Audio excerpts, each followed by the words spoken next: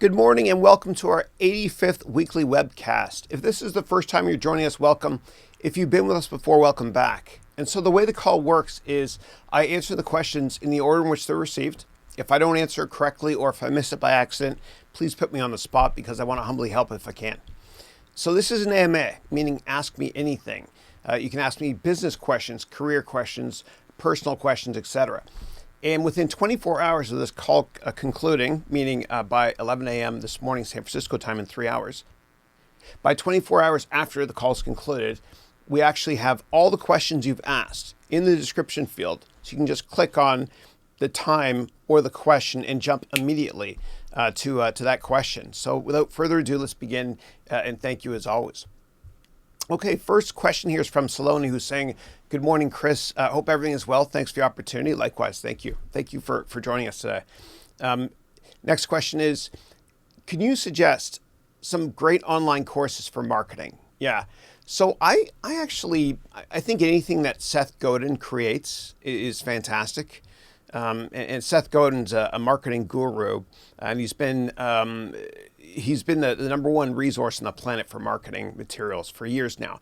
I've read a couple of his books; they're great. But you can take one of his courses if you want to on Udemy. I think he has a couple there now, not just one.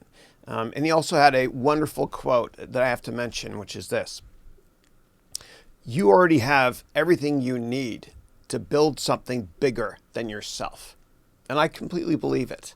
I believe it. In terms of my marketing courses, I have a course that I created with one of my students, actually, that was on my 10th weekly webcast 75 weeks ago.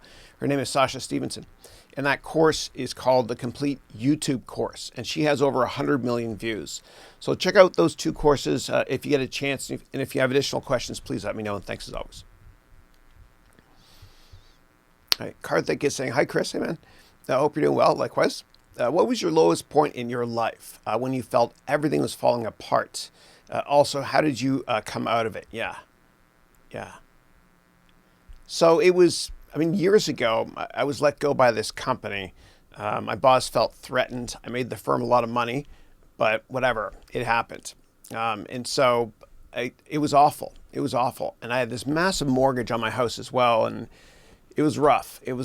And what added insult to injury is the fact that my visa expired right after I was let go. My manager knew that was going to happen too. I'll never mention who he is, but karma's a bitch. And so I remember calling my dad and I said, Dad, I don't get it. I made the firm money. I'm a good guy, I humbly think. Why is this happening? And he said to me, don't worry. He said, I want you to read the book of Job. In the Old Testament. So J-O-B, Job, prophetic, eh? And it's about this guy and a bunch of stuff happened to him in his life. And he questioned his faith and all that. And many years later, he's happy it all happened because it guided him down a path. And similarly, and I won't put myself in the same camp as Job, but that's how I feel too. Every crisis or career crisis I've had has turned out to be an opportunity in hindsight. The glass isn't half empty. The glass isn't half full. My cup overfloweth always. And I think the important thing to think about when something bad happens to you career-wise is what's good about this. I know it's hard at the time because you get really emotional and you're upset. Why did this happen to me? But you could say, what's good about this? And I have to say that frustration is a beautiful thing. With frustration comes the ability to reinvent yourself. Mark Twain had a great quote. He said the two most important days in your life are number one, the day you're born, and number two, the day you find out why. And I believe that too. And if you're frustrated at work, it's because you're not doing what you're most passionate about in life. And that's a wake-up call. And I say it with love in my heart. It's a wake-up call that you're not doing what you were meant to be doing on this planet. You got to find your raison d'être, your passion, your purpose. And just know that career setbacks are actually blessings in disguise. It might not make sense to you right now, but years from now, you'll look back and you'll be so grateful that you took this route instead of this route here. And what puts me at ease personally from a career perspective is I tell myself this, and I never worry, by the way. I tell myself this: God already knows what's going to happen, and that puts peace in my heart. All right. Yeah, but in hindsight, man, I'm glad all that stuff happened. Oh, and by the way, anybody that's incredibly successful, they've had more career setbacks than you and I have combined. A lot of people have been fired, and at the time they were upset, I'm sure. And then they look back years later and they're really, really happy that it happened. You know, like, for example, there's a great actor, Robert Redford. It's hot. Sorry, I'm putting the air conditioning on. When you do green screen, it gets really hot. Too many lights, sorry. But there's a great actor, Robert Redford, and unfortunately he's not doing any movies anymore. But he was fired by an oil company. And the same thing happened to J.K. Rowling. She was rejected 30 times by different publishers. And I'm sure she questioned her faith or what's happening right now in my life. Why is this happening? Nothing comes easy. And as Mark Cuban said, you only have to be right in business one time. And I completely believe it. Madonna was fired, the singer from Dunkin' Donuts. A lot of great executives. Michael Bloomberg. Michael Bloomberg was fired as well at Merrill Lynch. And he certainly got his revenge starting the Bloomberg media empire. He's a multi-billionaire. And so you got to kind of, when it comes to a career crisis, you got to look at it a different way. You got to look at it as an opportunity. Even Jay-Z, this is a great story. So Jay-Z, when he was a lot younger, he could not get a recording contract. And he was selling drugs and all that stuff, which is awful. But I'm sure in hindsight, he's happy he did not get a recording contract from any company. Because, as Sir Richard Branson says, he said, screw it, let's do it. And he had nothing to lose, whatever. And he started his own recording label. And he's got his own empire, so to speak, as well. So you have to look at everything in a positive manner when it comes to your career. And just know that your path to greatness, and I got to put this beautiful mountain in the background here. I'm sure you guys know what that is. Yeah. So your path to greatness is not a straight line. And so that's Mount Fuji, of course, in Japan. And when you set out upon a remarkable journey, you can see the top of the mountain. I see it. I see Mount Fuji right there. It's behind me. You can see the top of the mountain, and that's a metaphor for your goals. Then you start working towards your goals, and it gets exciting, man, because the mountain's getting bigger because you're getting closer to it. And then all of a sudden, one day you wake up and you're like, where's the mountain? I can't see it anymore. I'm frustrated, man. This is frustrating. And then what happens is you realize the reason you can't see the top of the mountain, which is a metaphor for your goals, the reason you can't see the top of the mountain is because you're halfway up the mountain, but you just can't see it. But just know in your heart that you're getting closer. You're getting closer. And I had this great analyst that worked for me years ago named Jason. And whenever I asked him to pick stocks for me, I'd ask him about a target price and how do we manage volatility in the share price. And he said to me, Chris, I don't know the path, but I know the destination. That's where the stock's going to be longer term. And he was almost always right. And by the same token, when it comes to your life and your goals and your career, you don't know the path, but in your heart, you know the destination. All right. So I tried something a little bit different today. I got a bunch of pictures. I want to show them to you here, actually. So these here, you can get these pictures and then you can add a blur to them if you want to, using Photoshop or any other image application. And it's not perfect. You can clearly tell I've got a green screen here. But if you blur the images slightly behind you, it looks somewhat believable. You have to actually change, though, the blur. It can't be that, like these pictures, the blur is the same everywhere. If you change the blur a little bit on different levels of it, it actually looks real. And then you also have to make sure that you get the lighting right as well. So clearly I didn't get everything perfect here, but I had fun doing it. This one's kind of cool here. I like the color blue for my Blue Jays. All right, give me 1 second, do a check here. No complaints about video or audio. I guess we're good. Okay. All right. Next up is Ismail saying, hello. Hey, Ismail. Which fields has the best lifestyle, international business, or investment banking? Yeah, it's an easy one. And since I've completed my bachelor's in accounting and finance, can you walk me through which one to choose? Yeah, yeah. So that's a great question. So investment banking is brutal, man. And a lot of people, a lot of my students want to be investment bankers, but they don't know what that means. And you get that job and you think it's really, really glamorous, and you might be making a lot of money. However, on an hourly basis, you're making the same amount as all your friends. You're just working insane hours, and your health deteriorates. And don't ever become an investment banker if you have kids. Please don't do that. If you want to do it, do it when you're younger for a couple of years, then just leave. Use it as a stepping stone. Yeah. Because the happiest day will be the first day when you get that job.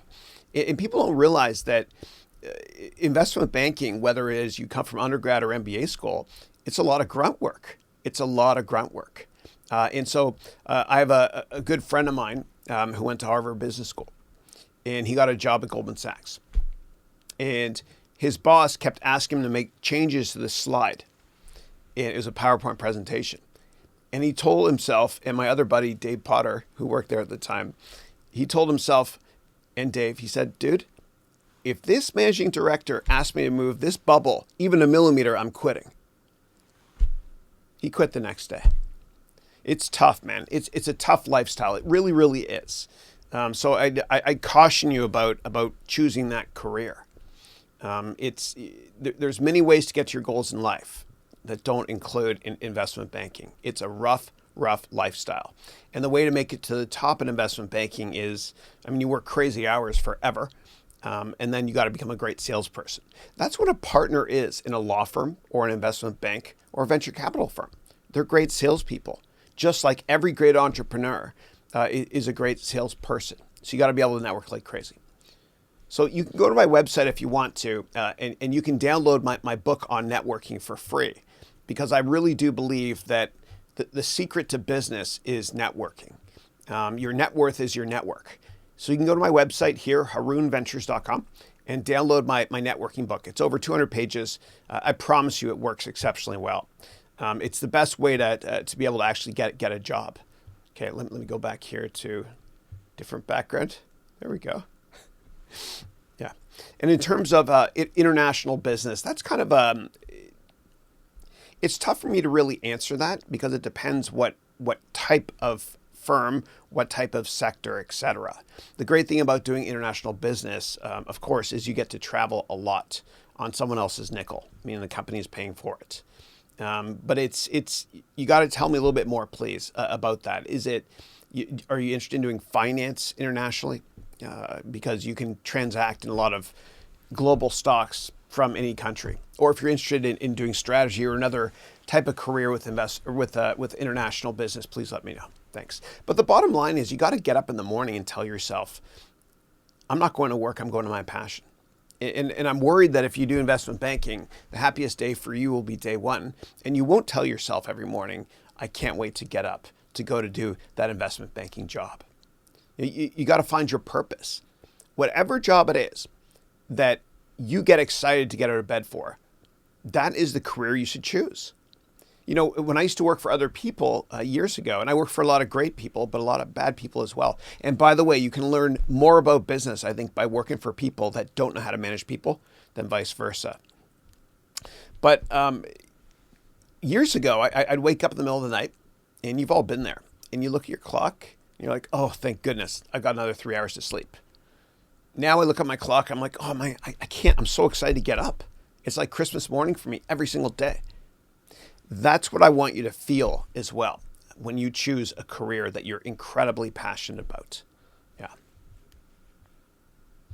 All right. Now I want some feedback from you folks. Let me know, please, if the lighting is okay, if the audio is okay. We're trying to push the goalpost out here as much as we can. All right. Next up is Miftah. He's saying, hey, Chris, I want you to talk about self-branding in this period. How what? Yeah. Okay. So the question is about self-branding.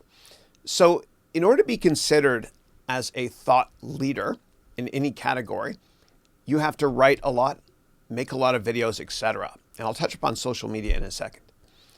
But a thought leader comes from within. It's like the Rodin sculpture, I think, therefore I am. Or Henry Ford said, whether or not you think you can do it, you're right. You're right. And so what you have to do is, in order to become a thought leader, from a personal branding perspective, you have to write often. Maybe write one article on LinkedIn every week or more. Maybe make a YouTube video every week or a couple per week. And you can take my complete YouTube course on Udemy for details on how to do that. But I think the most important thing when it comes to personal branding in social media is you want to get into the habit of repurposing your content. And I'll give you a fun example of that. So Nintendo, which by the way is over 130 years old, it's the oldest tech company in the world. They're amazing. Nintendo, what they've done is they've repurposed their content over and over and over and over again. And the margins are off the charts. I'll give you a couple examples. So the 8-bit version of Super Mario, or Mario, I don't know how to say it, and the 16-bit released in the 80s, they were re-released on the Wii and then the Wii U, and then more recently the Switch. The same thing with Mario 64, which came out in 1996, which was a masterpiece. It was without that open world concept game, I don't think that Quake or Doom would have been as successful. And the same thing, of course, when it comes to Battlefield and Call of Duty or even Fortnite. So what they've done is they've repurposed that content on different platforms. They've already created the content. Why not keep using it? And by the same token with you, when it comes to recording YouTube videos, you can repurpose part of those videos for Instagram or TikTok, which my son and I say prayers every night with them, and then we watch TikTok for about 10 minutes. It's hysterical. But you can repurpose your content for TikTok or even Instagram video, which I've started doing recently, and even Twitter video, as long as it's under 2 minutes and 20 seconds. I don't know why 2 minutes and 20 seconds, but it is what it is. But let me give you a resource that's much better than me just talking here. There's this guy I'm sure a lot of you know of named Gary Vaynerchuk. And just do a search on Gary V, and his website will come up. And he's the authority on social media, and I respect him. And by the way, when you listen to him or watch him, at first you might think, oh my God, he's kind of abrasive. But you grow to like him because he's so transparent, he's so real, right? Reality TV works out exceptionally well, which is why YouTube and all these other social media outlets are very successful. So when you go to Gary V's website, what I want you to do is this. I want you to scroll down, and I want you to open this document here. It's called 86 Pages of Insanity. And so when you go down here, you'll see here he's got 86 slides. And he talks about the content pyramid. And so here he says, create content and then repurpose it on different platforms. Yeah, and he's got this whole process, how to do it. And if you're curious, well, what social media outlets are the most important ones to use? What I want you to do is I want you to go to the bottom of Gary Vaynerchuk's homepage, always. And then down here, look at his icons. And no one ever talks about this, but I think it's a good way to do it. So the most important one is Instagram video for him. And my father told me years ago, he said, don't ever take advice from somebody that's not successful. So we're taking advice from Gary Vaynerchuk, who's successful here. So Instagram video is the first one. Then YouTube, then Facebook, which I don't trust. Then Twitter, then Snapchat, which I don't know how to use except to make myself look like a girl or a baby. My kids use it and it's hysterical. I haven't cracked it yet from a social media perspective because I'm old. Then LinkedIn, which I love. And then this is podcast right here. And he got rid of a couple others like Method recently. And I agree with him that that's a much less relevant platform. So that's what I would say. That's what I recommend doing. Just look at Gary V's website. Read his 86 pages of insanity. Go to the bottom of that page. See which one of those links or social media platforms you should use and in what order. And then please take my complete YouTube course.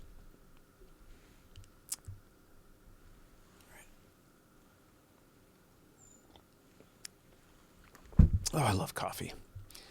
Okay. I don't drink. I don't smoke. I don't do drugs.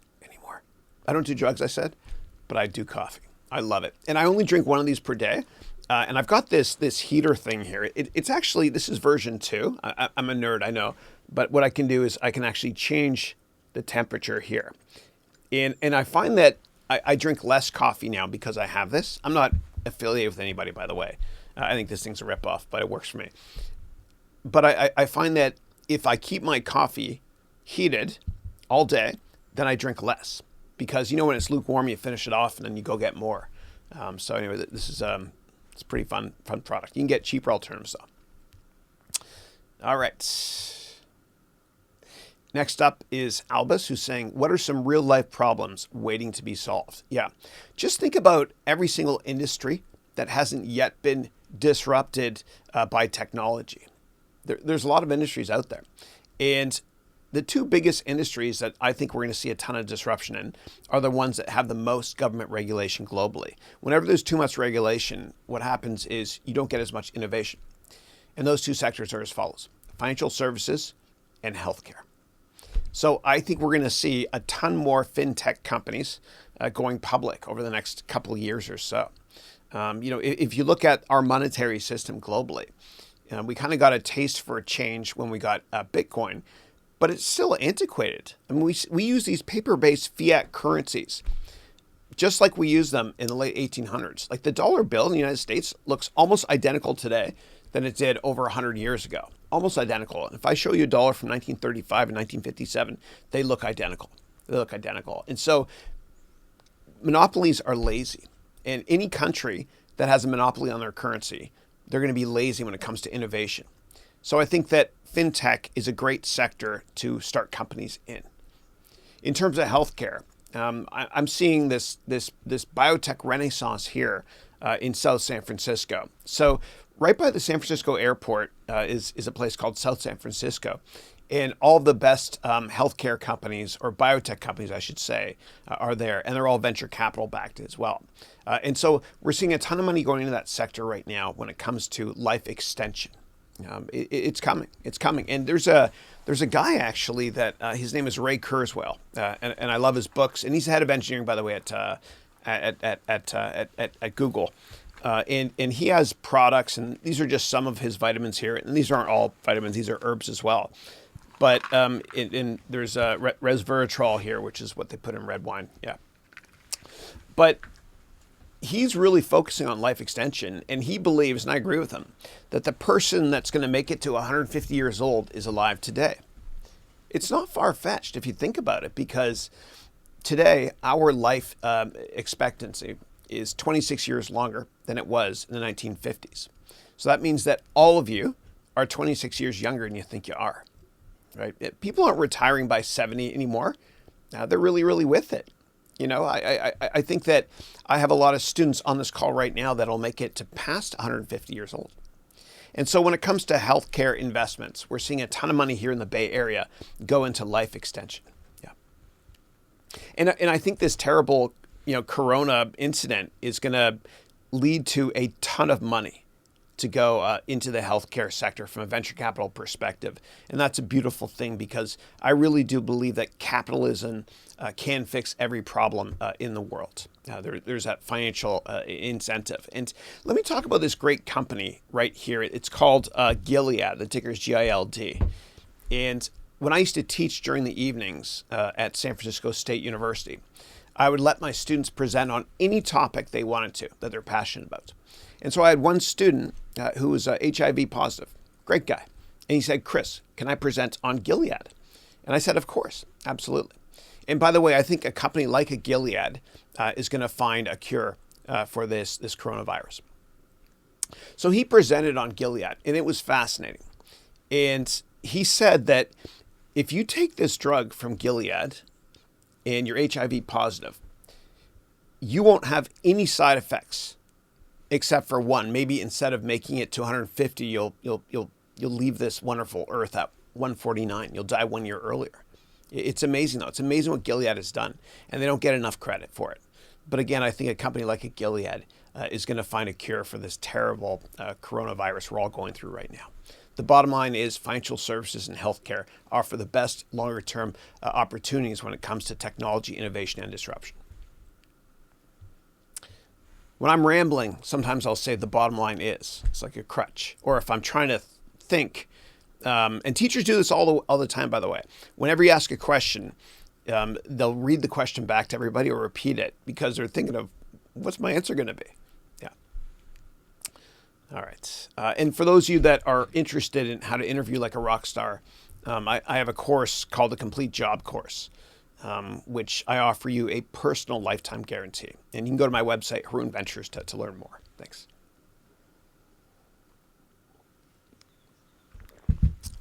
Okay. And I got to say, God bless doctors. You know, they're on the front lines. And I love watching YouTube and just pulling up videos of everybody in their apartments in New York City on the balcony clapping the second doctors, finish their shift and come home. They're the real heroes. It's like a ticker.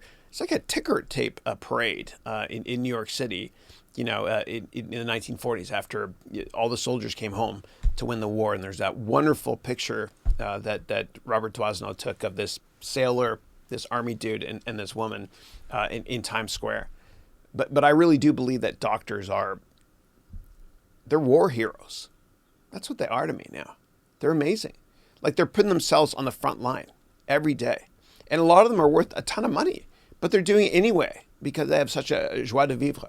Yeah, God bless them. God bless them. Yeah. All right, next up, Tango is saying, why do questions disappear after a while?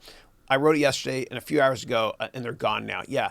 So what happens is a lot of people get onto this webcast and they ask questions. Like the ones who've been doing it, this is the 85th week, but the ones who've been doing it for over a year, they know to enter questions starting at 7 a.m., meaning an hour before this call starts. And what happens is this. If you enter in questions the night before, they get lost. They don't show up. And I'll show you what I can see on my end if you're curious, right? So the first question that came through, and let me see if I can put on timestamps. Toggle timestamps. Here they are here. Yeah. So the first question that came through today was at 6:33 a.m. Yeah. And hold on one second. I want to make sure that we're streaming okay. Give me a second. I'm going to go down the bottom to see if there's any issues. Okay. Good. No issues. Yeah, but the first one I saw here was 6:16 a.m. See here? And then it scrolls from there. I've seen people do it at 5 a.m. as well. A lot of people, ask questions early so I can get them humbly answered by me. But please don't do the night before because you might lose them. All right, let's go to this office scene now here. Okay. Next up is Dax, who's saying, hi, Chris, I'm Dax. How are you? I'm an 18-year-old student who has been programming since a young age. Recently, when I turned 18, I started stock trading and really enjoyed it. I thought, why not mix the two talents, and get into the algorithm trading or high-frequency trading markets? Can you please tell me names of some quants with whom you are friends with or worked with? This will mean a lot to me. Yeah. So, and it's a great question. And I didn't know what a quant was at your age. That's incredible. When I was your age, I didn't know the difference between preferred stock and livestock. I still don't. So, for those of you not familiar with quantitative analysis and high-frequency trading, whatnot, and algorithmic-based trading or AI-based trading, what that means is computers looking at patterns and investing for you. And it's really, really tough to do. There's only a handful of companies that have figured it out. One of them is called Renaissance Technologies, and it's founded by a brilliant man named Jim Simmons. And his son's out here in Berkeley, California, and so they have an office here too. And what Renaissance has done is they've massively outperformed the market. They make like 40 to 50% every year, like forever. It's amazing. And what they've done is they have several thousand Linux servers running in parallel. And these Linux servers have a very proprietary, obviously, algorithm that Jim and his team wrote. And they pick stocks. So I'll give you an example. Let's say that it's forecast to rain tomorrow or for the next week. Their algorithm might say, let's short or not buy restaurant stocks because like during lunch hour at work when it's raining, a lot of people don't go out, and the same thing during the evenings when it comes to dinner, that sort of thing. So check it out, Renaissance Technologies. It's a great company and a brilliant a brilliant engineer slash finance wizard, founder it. So Jim Simmons, check that out. Yeah. Noman, how are you? I had a client at Manulife years ago in Toronto named Noman Ali. Yeah. So Noman is saying, hope you and your family are healthy. Likewise. Can you tell me what are the single multifamily offices and what's the minimum amount of assets under management to be eligible? Okay, yeah. So, yeah, I'm trying to see how I can answer this question properly. Yeah, so there's a ton of them. There's thousands of family offices. I've met with a ton of them when I was raising money for my funds in the past. And so there's really no quick and dirty way to get an introduction to these people. You got to network a lot. Go to my website, harounventures.com, download my networking book. But there are a bunch of families out here, like the Getty family, big oil family out here. There's also Safra. I've met with them in New York as well. And then I've been to Dubai, and there's obviously just a ton there. Yeah. But it's tough to find a repository for that. What you can do if you want is you can go to the Forbes billionaire list. And then just you get the list there. And every single one of those people, pretty much, if they're billionaires, they have people working for them that manage their money. Yeah.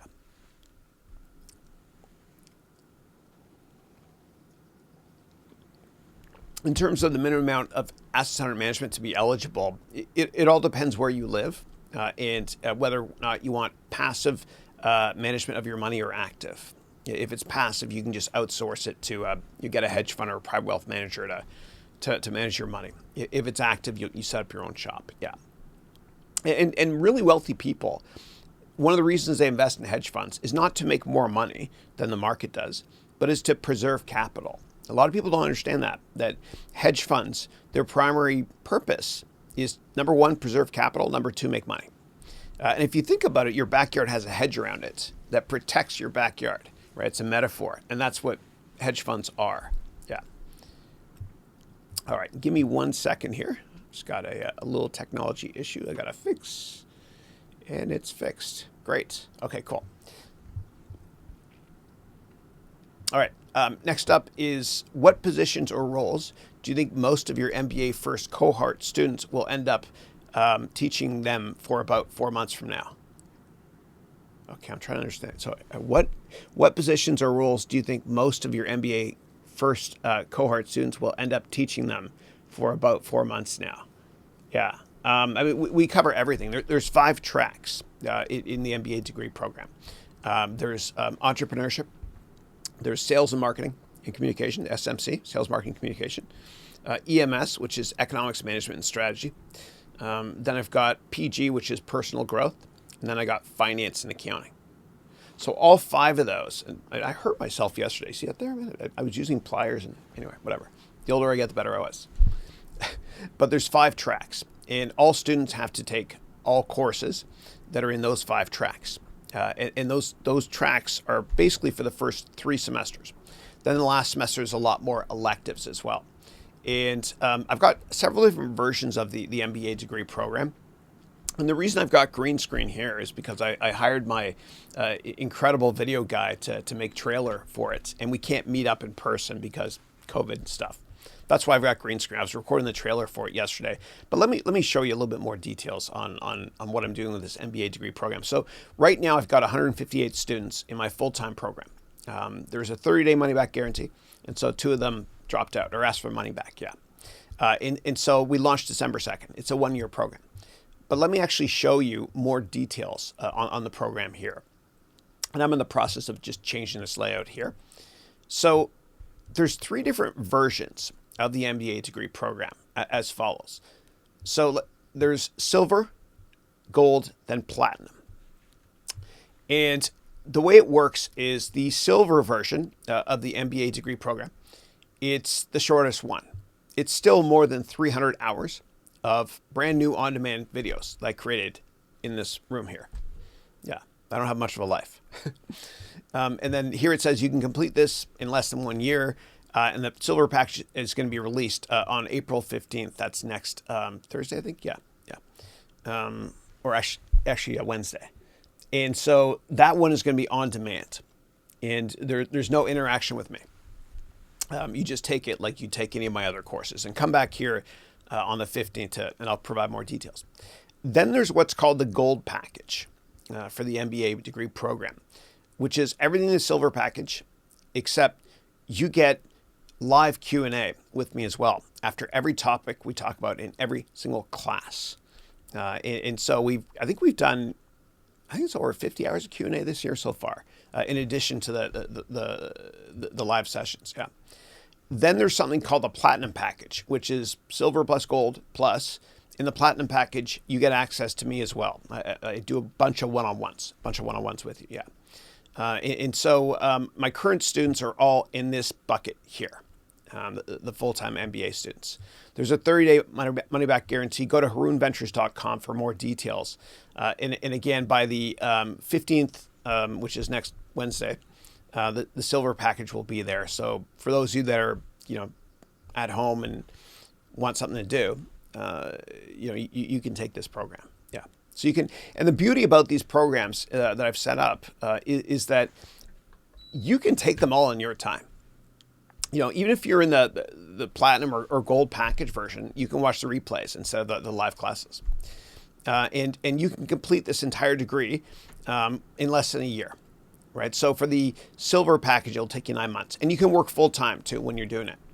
And if it takes you longer because life happens and you get busy and there's other distractions, you got access to it forever. So you can theoretically take 10 years to earn your MBA through me. And if you want, go down here and read up on the program. And is there an application fee? No. And I teach it live in 2 different time zones, as you can see right here. Is it accredited? No.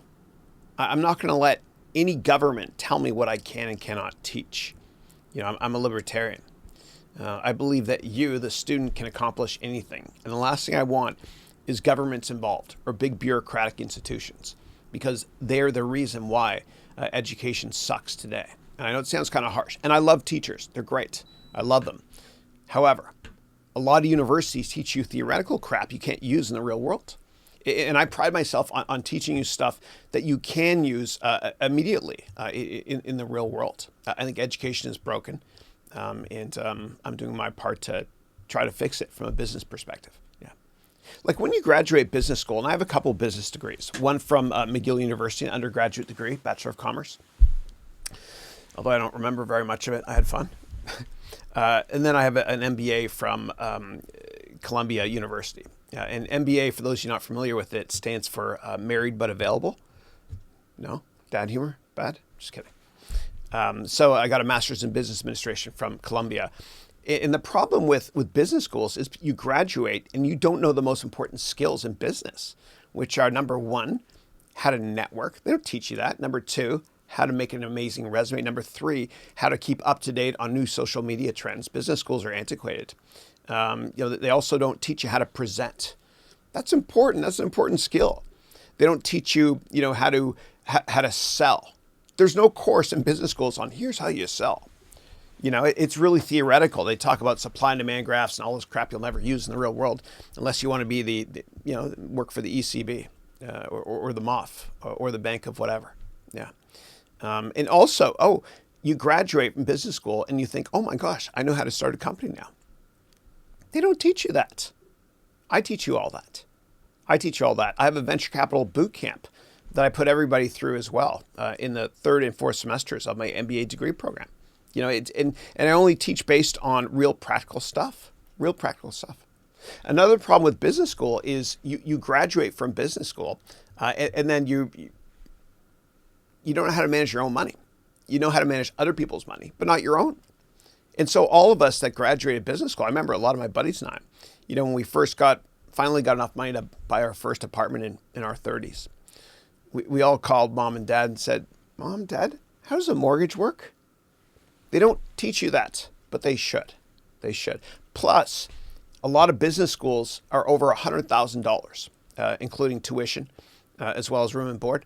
And that doesn't even include money you lost because you weren't working for 2 years when you're doing that MBA. It's It's crazy how much people pay. My program, the silver package, is $499, which is literally the same price as 1 hour at a lot of MBA schools. Yeah.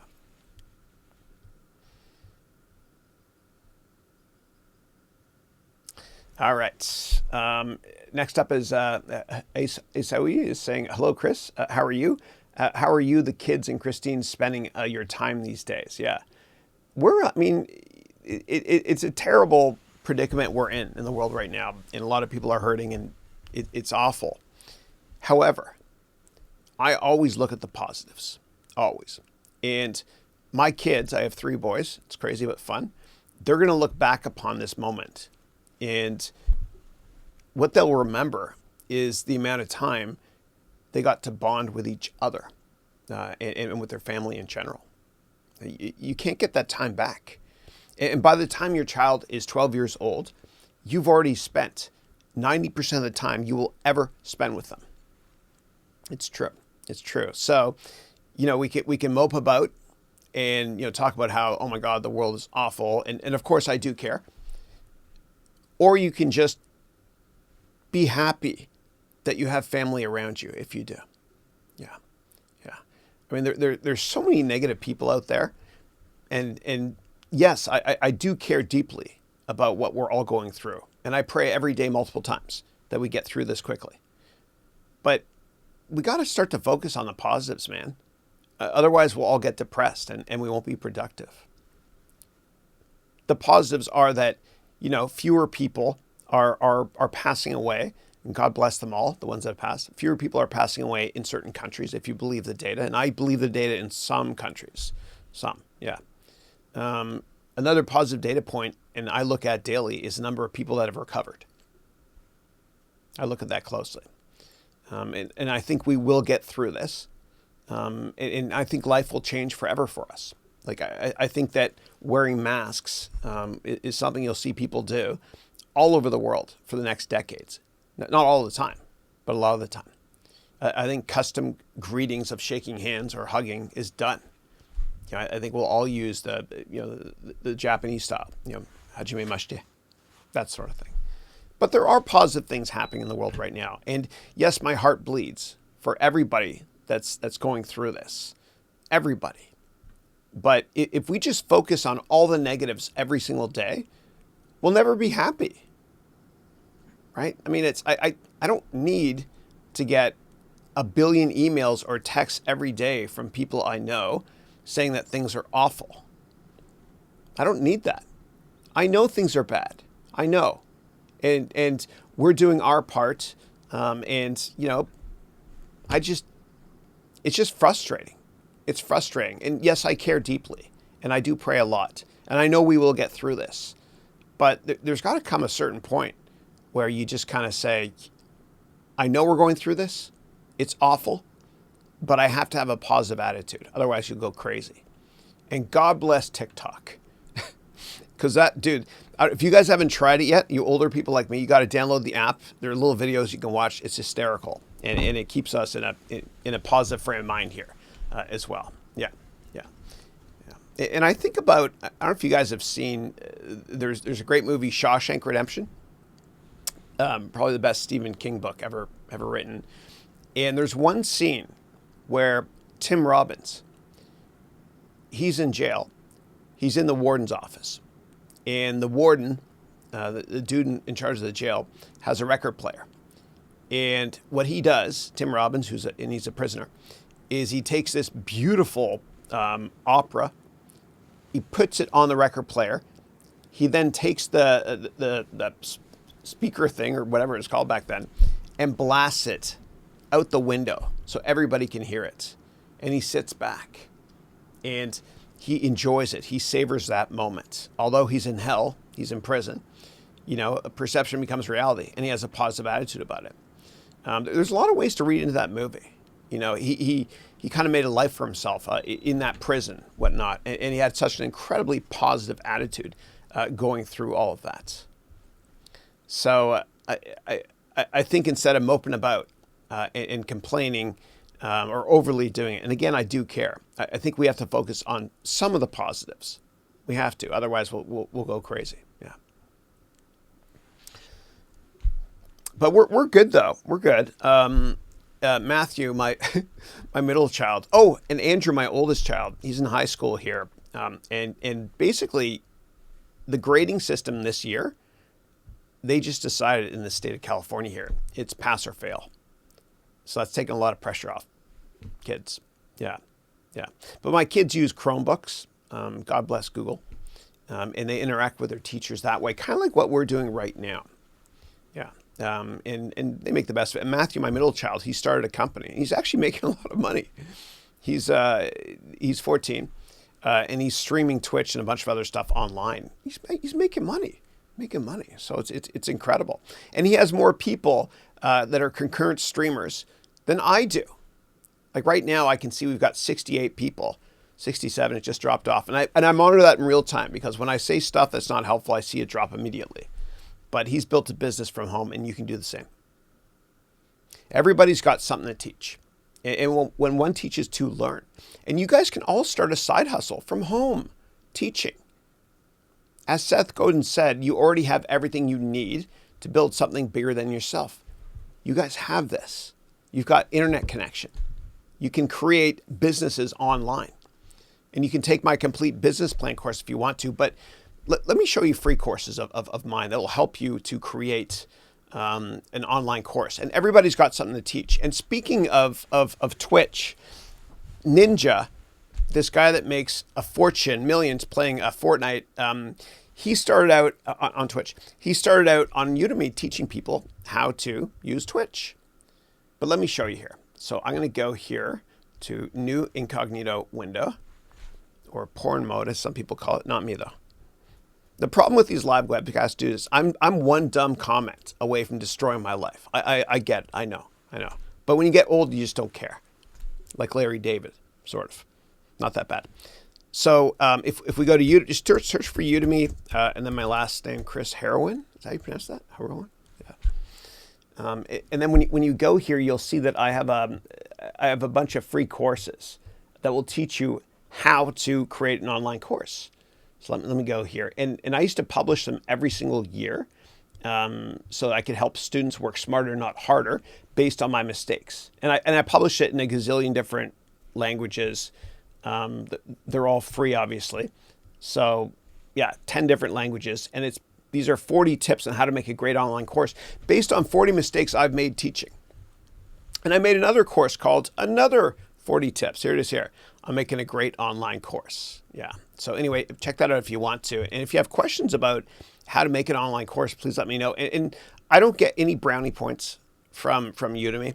It's an algorithm, right? It's just like if I were to say good things about Google, does that mean my search ranking will go up? No, it doesn't work that way. Yeah. But I do think that Udemy is amazing. In the ed tech market, Udemy is Google and everybody else is Bing. And usually in tech, it's one or two companies that tend to dominate. All right. Other things we're doing. At my house with my kids now, laser tag, which is fun. It's awesome. I get to be a kid again. When my youngest one says, Daddy, can you help me out with this level on Super Mario Galaxy 2? I'm like, fine. Yeah, okay. It's fun if you have the right attitude. Yeah. All right, next up is Albus is saying, I wanted to know more about the HR field. How can I get started? What are the general procedures in the hiring process? Yeah. I would say that a lot of people in HR that I know are incredibly well-versed and well-spoken in all major aspects of business. And the reason why I say that is because they're managing people from a human resources perspective. And the good ones really understand the different industries well, so they can relate to the people that they're trying to hire or the people that are having issues at work, so to speak. And so I think the best way to prepare is to just learn about general business. You can take any of my business courses online. That's what I recommend. And then you got to network a lot. So HR folks, a lot of times, and I'm going to stereotype, they're much more outgoing, more extrovert, at least the ones I've met with and enjoyed working with. And if you want to understand how to network better than anybody, what you can do is you can go to my website and you can download a book I have on networking. It's free. It's free. And this, once you realize that business is about relationships first and product knowledge second, once you realize that, you'll never be the same. And the problem is that a lot of us are younger, and we work hard in school and we get good grades, and our parents are proud of us, and life works well because you're getting good grades. Then we get into the real world and we realize that, oh my goodness, I have lots of people around me that I think are not doing as good a job as me, and they're all getting promoted and raises. What's going on? Well, the reason is because they can network and because they ask. When you're younger, you get good grades, keep your head down, everything works out. But when you enter the workforce, you got to ask over and over and over again. No one's going to give you anything. If you're in a company and you want to get promoted, you have to ask. Yes. So, and if you're curious about how to ask, let me know. I'm happy to provide you my humble thoughts. But the bottom line when it comes to HR or any field in general is you have to network aggressively. Yeah. All right. Next up is Tango, who's saying, "Hi, Chris. I'm in my early 40s. I'm in my 40s too. Not my early 40s, though. Don't tell anyone. I'm in my early 40s. I've always been dreaming about trying to find a way to move to America. Now with a family and a baby, it sounds very hard. My wife has always been against it and constantly against that idea. Yeah. I don't have a visa, but I would try to give 1 or 2 years to doing this. It is my wish from early years. I know the destination, but don't know the path. I very often think about this saying, awesome. And your question is, number 1, what do you think about my idea? Number 2, I know more about real estate investing and situations in finance in America than in my country. I almost think about the USA all the time. Number 3, you said that everyone needs to evaluate a company before investing in it. Yeah. Okay. A couple questions there. So if you're passionate about finance and you want to live in the United States, then what I recommend doing is there's a lot of American investment banks, big banks that are all over the world. They're global.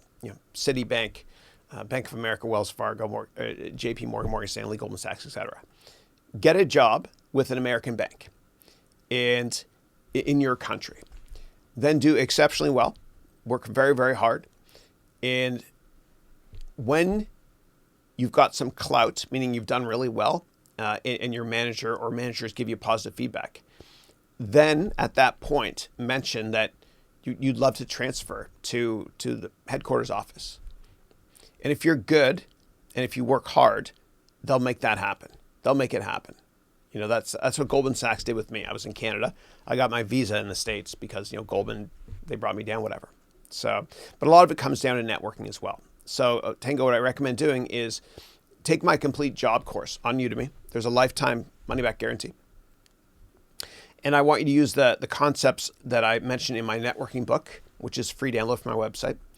And I want you to network a lot with American companies or people that work at American banks in your country, whatever country you're from.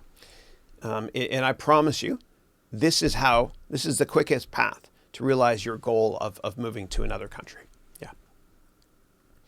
And the same goes for any company in general. If you want to make it to the top, you have to work at the mothership, the headquarters at some point. You do. Yeah.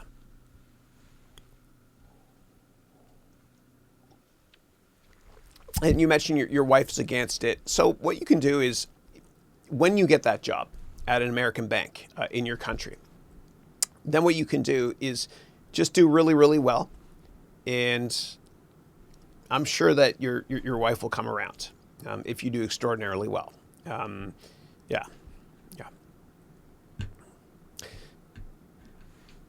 All right. Next is, do you think I could benefit from your MBA in terms of that I can get good knowledge, which can be used in administration finance field in the United States? Is it marketable? No, absolutely. No, I teach based on real life practical experience. And every single class that I teach, I always ask myself before every topic I'm about to teach, 2 words. So what? It's the great Miles Davis song, So What? Is this going to help my students in their career? Yes or no? If not, forget it. I only teach you real life practical stuff. I don't teach you about supply and demand graphs and all that crap you'll never use unless you want to become a minister of finance. I'll teach you stuff that you can use right away to improve your career prospects or your money back. There's a 30-day, 100% money back guarantee. The pricing point is low and you get your money back. I mean, it's a great deal. It's a great deal. So go to my website on April 15th because we're launching the silver version of the MBA degree program. We have a silver, gold, and platinum version. Go to my website for more details. All right. Next question is about my MBA degree program. 300 hours of classes, but regular MBA has much more. You said no homework. What about a team? No, there is a bit of homework. I didn't say there's no homework anywhere. So there's a quiz after each class that you have to take. And there's a lot of homework that you can do on the weekends if you want to. But no, it's you'll learn more useful stuff in my program than you will from any other program. I know that sounds kind of arrogant, but I've helped over 1 million of students. Over 1 million students of mine have bought my courses, all over the world in every country, and the feedback's been great. And I'm doing whatever I can to enhance my students' lives big time through this MBA degree program. Yeah. And it's much more than 300. If you take the highest end version, it's actually over 500 hours. Yeah. There's a lot to it. Yeah. And then you said, what about team projects? Yeah, there are team projects. You can network with other people if you want to. Like in my MBA degree program right now, I've got 158 students. 2 asked for their money back, so 158. And we use Slack, and they network a lot with each other. We also use Zoom, and they bond a lot with each other. They bond a lot. And I asked them to actually work on things together, like interviewing each other or presenting to each other, that sort of thing. There's a lot of interaction. And there's more interaction, of course, if you take the gold or platinum version. Yeah. Next up is, once you mentioned some immigration lawyer's office in the United States, can you repay their website? Yeah.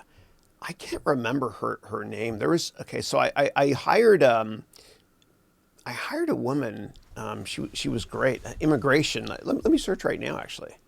I'll bring you with me. Hold on a second. Let's go here. And I think it was, she might be in my Gmail. Let's see here. Gmail.com. Let's search for immigration. Yeah, I mean, it will take me forever to find it, but I think I might have saved her name here. Give me 1 second. Let's go to more.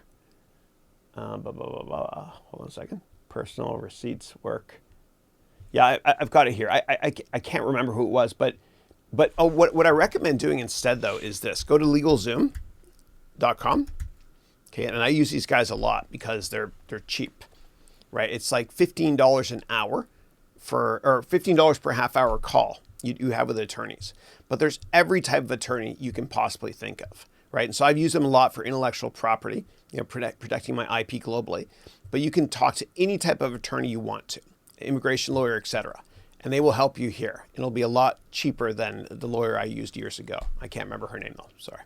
So check that out, please. All right. Next one is, you always encourage us to start a business. So I decided to give it a try. Currently, I'm taking your complete business plan course. Thank you. And I'm absolutely loving it, especially the Excel workbook. Thank you. I appreciate it. God bless you. Thank you for the feedback. I appreciate it. And that's why we do this weekly webcast. When I first started doing this, the main reason was because I wanted to help my students that are writing business plans in my complete business plan course. Then it morphed into something a lot bigger. But thank you. I appreciate that.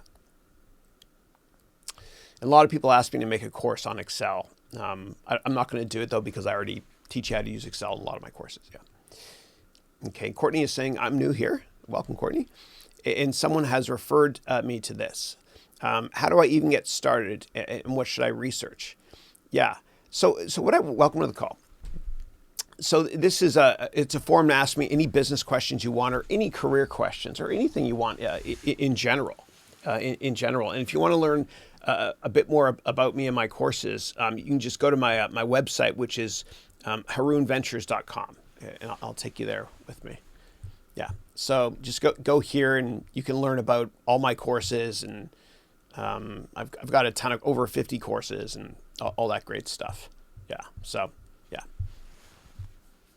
Welcome though.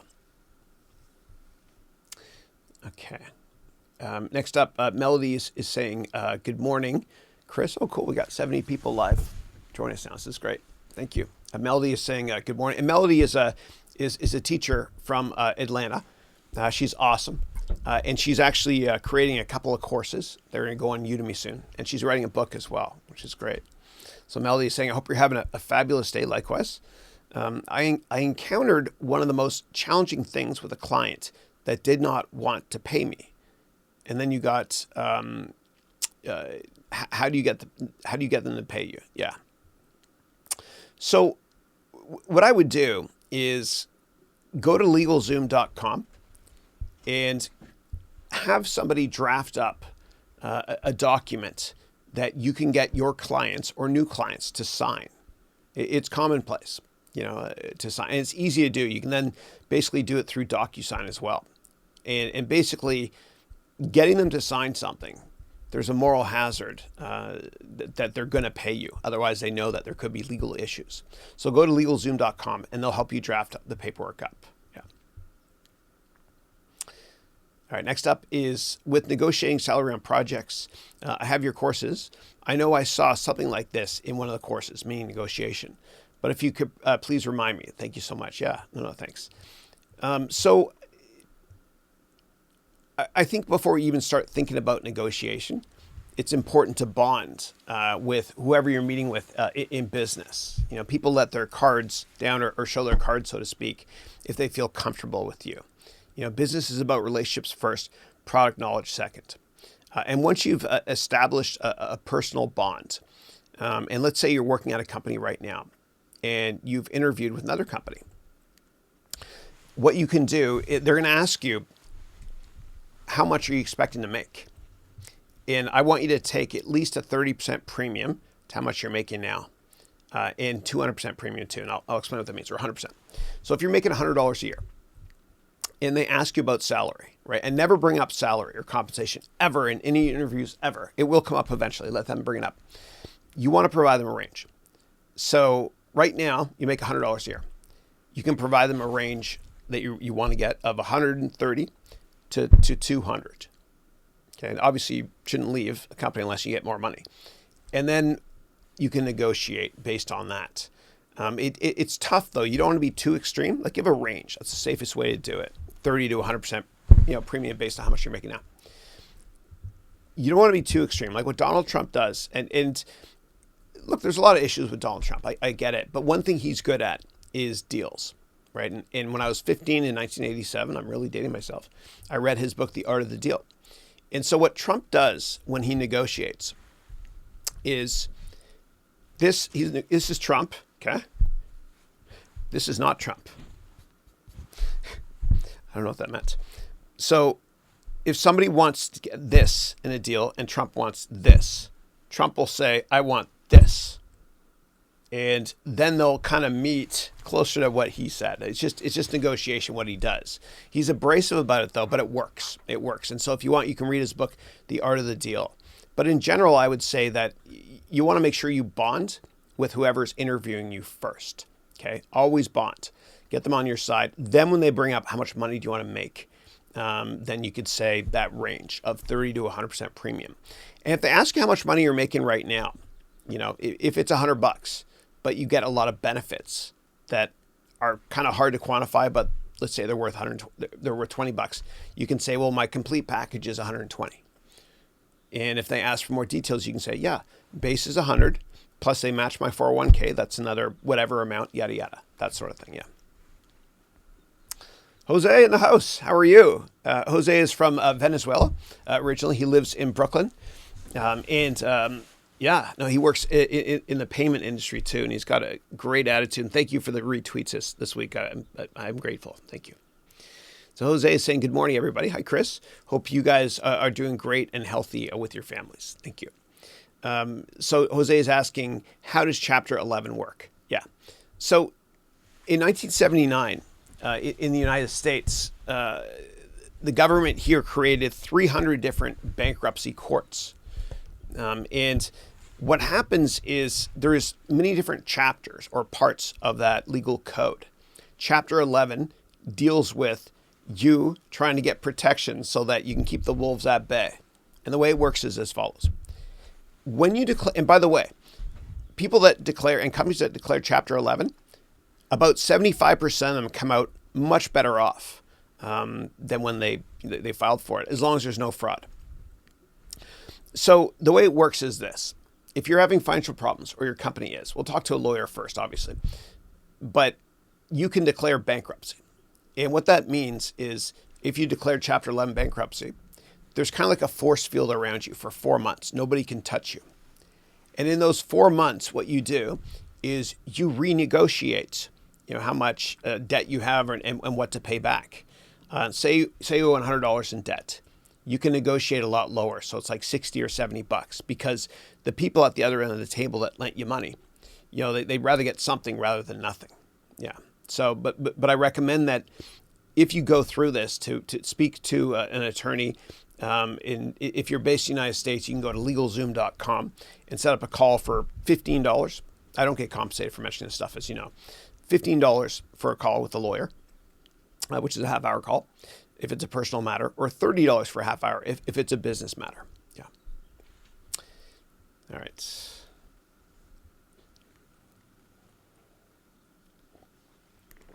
Next question is, why is the market going up despite the crisis and no one is consuming anything but essentials? How is it possible to see those gaps? Yeah. It's tough. So basically, the government more or less made interest rates zero.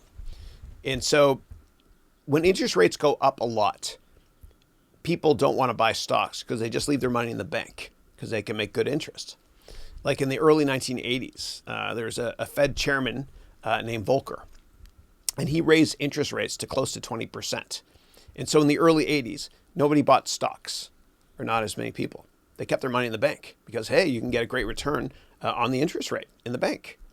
And there weren't that many great companies that were founded in the early 80s because of that. If you compare and contrast that to the interest rate environment we're in right now, interest rates are basically 0.25, basically zero. So there's no incentive for you to leave your money in the bank. You might as well buy other asset classes. And that's why governments that are fiscally responsible, they raise interest rates when times are good, so that when times are bad, like they are now, they can jumpstart the economy by cutting, interest rates over and over and over again. But they've run out of it now, so it's hard. It's hard. And why is the market not crashing more so? It's tough. It's tough because you don't know what's happening behind the scenes, right? So a lot of hedge funds got greedy and, shorted big time. And then there's slightly less bad news, which causes them to cover their shorts and panic, which creates a lot of volatility. Plus, and this is controversial, what I'm going to say, there's something called a slush fund. And governments will never, ever admit this is the case. But governments quite often buy a lot of stocks. They do. And when they buy stocks and they force the hedge funds, they force them to cover their shorts, or they create a short squeeze. It creates this positive sentiment for a lot of investors and average people because their net worth just went up a bunch. So they're feeling a little bit better from a consumer sentiment perspective, which is good for the economy, I guess. So what we don't know right now is what kind of manipulation might be going on behind the scenes. Yeah, but I recommend when you pick stocks to be very, very patient and think longer term, because as Warren Buffett said, the longer the view, the wiser the intention. Yeah, you can't. It's tough to manage volatility, but you can still roll up your sleeves, do a lot of work, and pick stocks that in your heart are going to be worth a hell of a lot more in 5 or 10 years.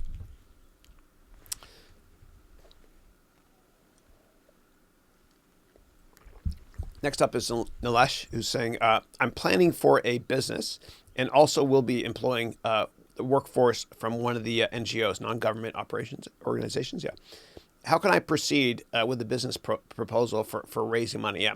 So I recommend taking my complete business plan course because I cover it there. But let me show you another way actually on how to present and raise money.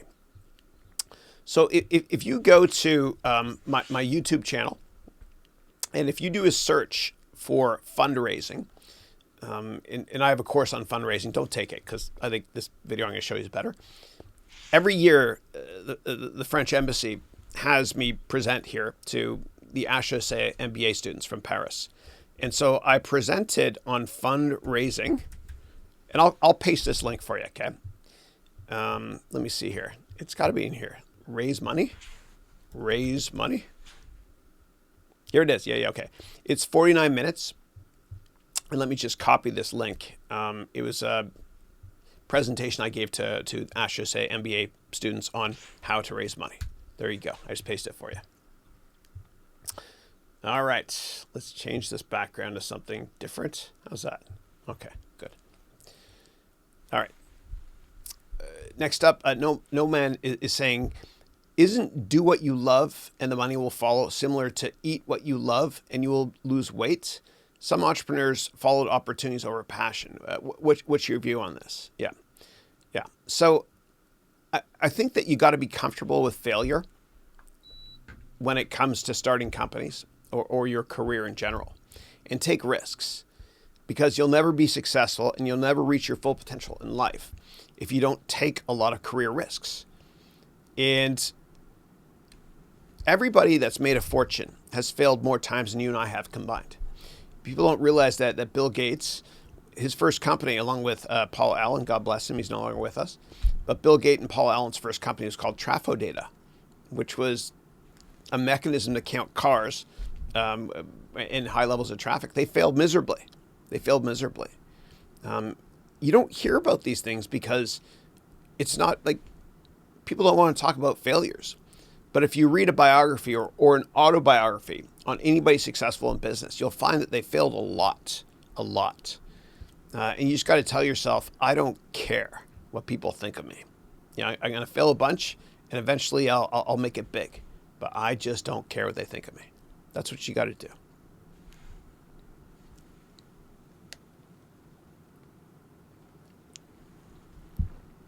All right.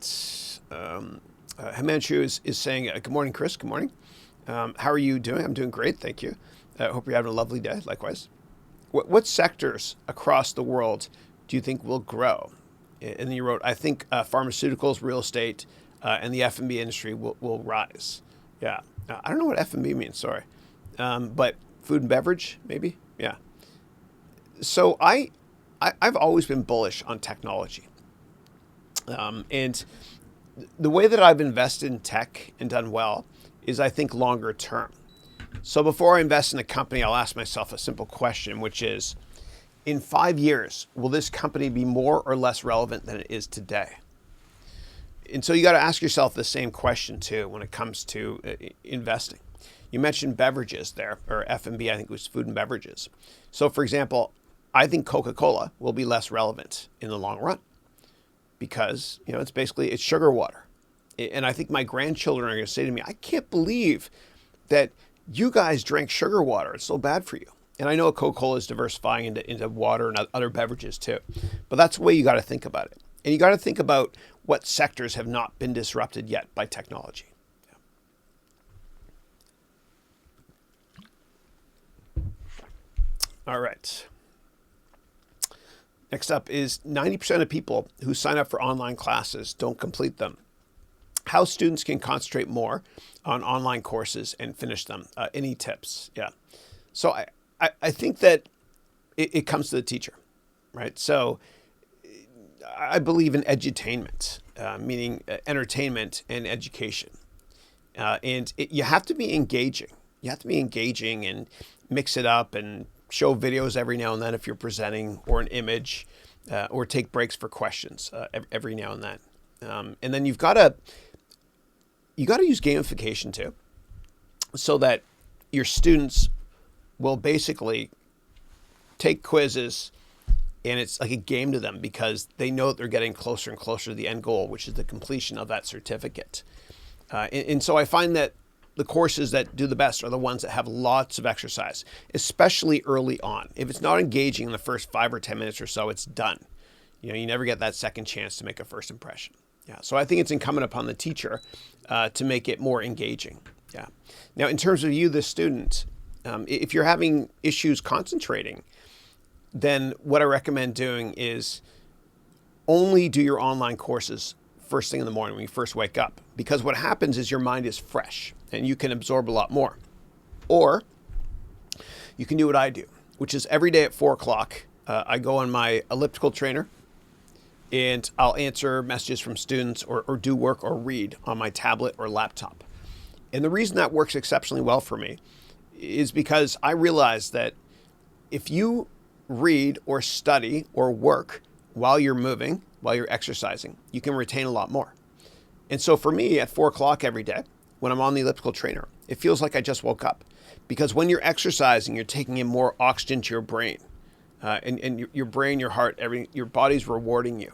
And I feel like a vacuum. I can just suck up a lot of information when I work out later on in the day. So that's what I recommend. Yeah. All right. Next up is how do I assess online courses before buying, as everyone's marketing slogans are the same. You need a PC, internet, and that's it, from beginner to expert. Yeah, just read the reviews. Yeah. So I've got over 100,000 reviews now on one of the websites I teach on, which is Udemy. They're the best. And you can read the reviews. Yeah. And by the way, if anybody wants to make a course on any business topics, go to Udemy. Go to my profile and look at the courses of mine that you want to create a course in, and sort the reviews by 1-star reviews, meaning the worst ones, and see the criticism that students have for my courses, and there's lots, and try to plug that gap. Please do so, because the student wins, and we're all in this together. Yeah. All right. Oh, Rohit in the house. How are you, Rohit? Rohit, one of your friends sent a very nice LinkedIn message to me the other day. So thank you for that. Yeah. And then Pro Music is saying, hey, Chris, can you please explain how options work? I know an app called IQ Option. It places a bid on a certain price and asks us about the price a minute later and returns us 90% profit if we win. Yeah. Now, I want to know how it works, means what will be done with the money. Yeah. Well, first of all, anybody that tells you that there's a high probability to make 90%, it sounds like a casino to me. It sounds like a scam. I'd be careful with that. And I'd never rely on anybody else to pick your stocks for you. Always do your own research. Always. Otherwise, what happens is you end up selling those stocks at the worst time. As Warren Buffett said, the New York Stock Exchange is the only store in the world where consumers sell stuff when it goes on sale. Think about that. Do your own research. Don't be a tourist. Don't rent stocks. When it comes to options in general, so the way that options work is you get an option to make money if the stock goes up or down. And so you can buy a call or a put. A call is a bet that stock is going to go up within a certain amount of time. And if you pay this much for the call, it's a small premium, and the stock goes up, you make a lot of money. If the stock goes down, all you lose is this. When it comes to a put, it's the opposite of a call. So if you buy a put and the stock goes down, you can make a bunch of money. If it goes up, you lose this much here. Yeah, and I don't recommend anybody do shorting, because when you short a stock, which is betting against a stock, it's the opposite of buying a stock.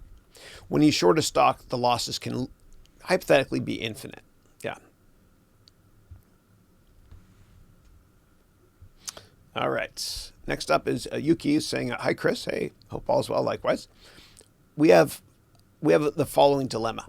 We came up with an information technology solution, which has good potential market, interesting clients, but we don't have resources for our own development team currently, and no funds yet to engage with a third-party development company.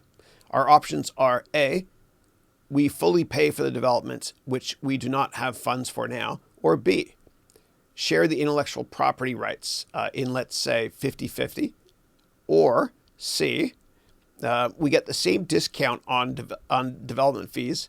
We will own the source code, but paying some kind of royalty for the next X years after sales. And he wrote, is option B recommendable, or should we choose C?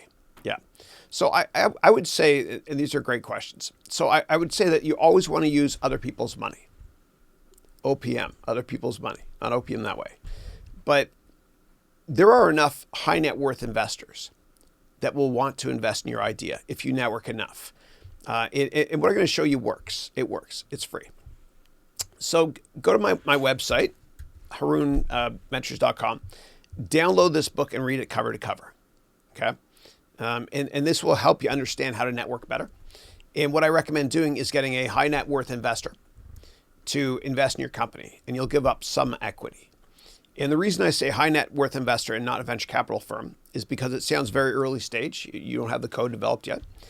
And also the sales cycle for a high net worth investor is much shorter. It can be a month versus institutionalized process, which for venture capital, which can be many months or never. And I don't want you to get loans from the bank because banks are chicken. Banks don't take risks. And if you miss one payment, they can take everything. They can. And make sure before if you're going to get a loan from a bank, which I don't recommend doing, but if you're going to do that, make sure that you've registered your company and you have a lawyer register your company for you. Because God forbid things don't go well and you can't pay back the loan and the bank comes after your house, which happened to my next door neighbor growing up. It was awful. It was awful. Yeah. But I think that what you should do is read my networking book. It's free. And try to get money from high net worth investors as well. Yeah. And if you need to incentivize employees and you don't have enough money, I mean, you can give them you can give them options in the company if you want to. You know, it's a great way to motivate employees. They own part of the company if you want to. It doesn't cost you anything to create these options either. Get a lawyer to do all the paperwork for you. Yeah. All right. And then you're saying, what's the best market practice? How can we make sure they won't sell the same solution to another party? Yeah, I would get a lawyer involved, an intellectual property lawyer. And I've done this a lot. Just go to LegalZoom, okay, right here. And you can get a meeting or a call with lawyers that focus on intellectual property. So you're going to copyright your code and trademark your brand. You probably don't need patents. But just call up LegalZoom.com. I don't get compensated by them or anybody. I just want to humbly help if I can. Set up a call with them and they'll help you. And the prices are very, very low there too. You'll never find a cheaper lawyer, which is an oxymoron. Yeah. All right. Next one is Mohammed is saying, hello, Chris. Quarantine makes me feel desperate and I'm in a lot of projects that I cannot handle right now. What do you suggest? I'm from Egypt, by the way. Thank you. Khamsa. That's the only word I remember. My dad taught me when I was 5. Khamsa. Yeah. By the way, I hurt myself with pliers yesterday. That's why that's there. Yeah. So what I recommend doing is prioritize every single day. And you know, if you want to get something done, give it to a busy person. And in prioritizing everything every day and making a schedule every day will really help you accomplish much, much more. And I'll show you what you can use. So if you go to my website, HarounVentures.com/schedule, that's all lowercase. What you can do is you can download this daily schedule that I have here. And my MBA degree students have one that's much, much higher end. But what I do during the week, at least, is I write out my schedule every day. Okay. So, and you could change yours any way you want to. Just download this. This will work in Keynote, LibreOffice, and many other applications, even though it's PowerPoint. You can open the file. But what I do is every day at 9 p.m., I schedule tomorrow's day. So let's say it's 9 p.m. right now. I have something like this. It's printed out, and I have it by my sink. So it's the last thing I see every day before I wash my face.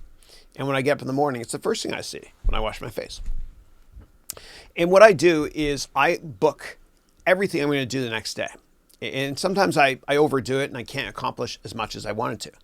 But as James Cameron said, who's a wonderful director, writer, producer of Avatar and Titanic, he said, if you set your goals so high and you fail, you still fail above everyone else's expectations. So for me, for example, I'll write here, I want to get 20,000 steps in, which we know that means 10,000, right? I'll also, and I'll come back to this stuff later, okay? I schedule all my stuff here, but I schedule time for family and going for a walk, doing a little bit of weights, whatever, and me time as well. Me time, yeah. If you schedule everything, you'll get a hell of a lot more stuff done. You will. Then at the end of the day, and this is just for me, social media stuff, I send out social media stuff, whatever, and these are kind of old deadlines. Then at the end of the day, what I do is I score myself, and it's very subjective, right? And we're all different. And so for me, did I pray? And if I did, I check here. If I didn't, I take off 20% or whatever it is. Did I put my customers first? Did I help my students? Yes or no? If not, I take off 5%. Did I not surf the internet too much or not check email too much? This is body mass index, kind of personal stuff. Did I create the right meals? Did I get 7 to 8 hours sleep that night? And I write down all my goals here too. Always write down your goals over and over and over again, because repetition is the mother of all skill.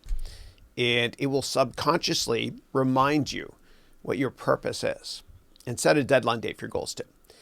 And then what I do is I score everything, and then I'll write a score out of 100% here. The most I've gotten, and it's highly subjective, is 90%. Now at the top, you'll see day number. So what I do is I try to see how many days in a row, meaning weekdays, in a row I can do this. Start on day one, not one day. And then I write the date. And my record is about 30 days in a row. So again, you can download that from my website, harounventures.com/schedule, all lowercase. And if you have additional questions, please let me know. But if you want to get something done, give it to a busy person. You know what I'm talking about? It's that person that you know in your life that's in great shape. They have a great job. They have a great sense of style. They have a great social life. Everything works for them. Why? Because they stay busy. They stay busy and they know how to prioritize what to do next. So please use that schedule. Download it. And if you have additional questions, please let me know. Thanks. All right. Solly in the house. How are you, Solly? Solly is in Lithuania. He's one of my awesome MBA degree students. And Asimina. How are you, Asimina? Asimina is... You're in Greece now. Okay, great. So Asimina works at Ryanair, a great discount Irish airline, and she's a rock star programmer too. And she's creating an awesome video game that we're going to try live on the air here at some point if she lets us. It's great to have you. Thank you. Pro Music is saying, "Hey Chris, every time I see you, I feel like you are my father." Oh, thank you. No, I appreciate that. Thank you. Thank you. Thank you. That makes me feel good. You made my day right there. You mean like Darth Vader father or like a good father? Yeah. Thank you. God bless you. Fire Quartz is saying, "Good morning, Chris."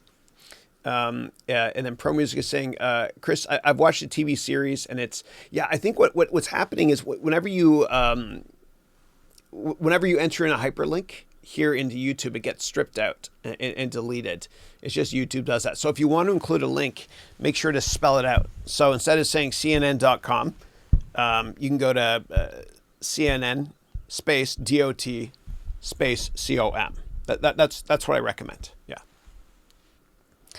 Melody's saying, "Hey Chris, I love this new background. Did you get your merch done yet? I'm still waiting so I can buy one of your shirts." No, thank you. I appreciate it. At some point we'll do it. At some point we'll do it for sure. Anything I do though, it's got to be at cost, meaning I don't make a profit. It's kind of like my MBA degree program. You can get a certificate on your wall of the degree, but I'm not going to make money on that. You just order direct. Thank you. We'll do it eventually. I think I can outsource it. And actually I have one of my amazing students named Rose, and she's from the great state of Virginia. She's a merch expert as well, and she understands how to use and by the way, you can sell clothes on Amazon. And the way it works is it's kind of like when you sell books on Amazon. It costs you nothing, and the product hasn't been created until somebody orders it. And so there's a merchandising service on Amazon where they'll actually make your clothes for you and sell it, and you'll share the profits, and there's $0 down for you. Yeah.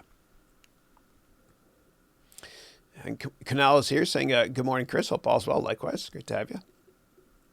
And Juan David, who's my 17-year-old genius, 17 now, right? From Venezuela originally, lives in Chicago, and he wrote a best-selling book, which was profiled by the Chicago Times, and I'm very humbled to say I wrote the forward in as well. It's called Generation Optimism, and it rocks. Everyone's got to read it. So Juan is saying, I hope everything is well. Oh, by the way, Juan David has also done 2 TED Talks. He's 17, and he's written a book. It's unbelievable. Amazing, amazing. You're right. I hope everything is good for you and your loved ones. Thank you. Likewise. Hope you and your mom are doing great. Let me know if I could do anything. I've uploaded a few YouTube videos and would love to get your thoughts. My channel is my name. Yeah. If you want, you can paste or just type out the URL here, and then I'll check it out. Thank you. Mr. Unknown Habibi is saying hello, chat, and of course my Habibi Chris. Hope you're doing well. Hope you're doing well. This is one of my awesome students who's also got a similar background to me, meaning he's got a window and a green screen and all. Just kidding. No, he's also Arabic. All right.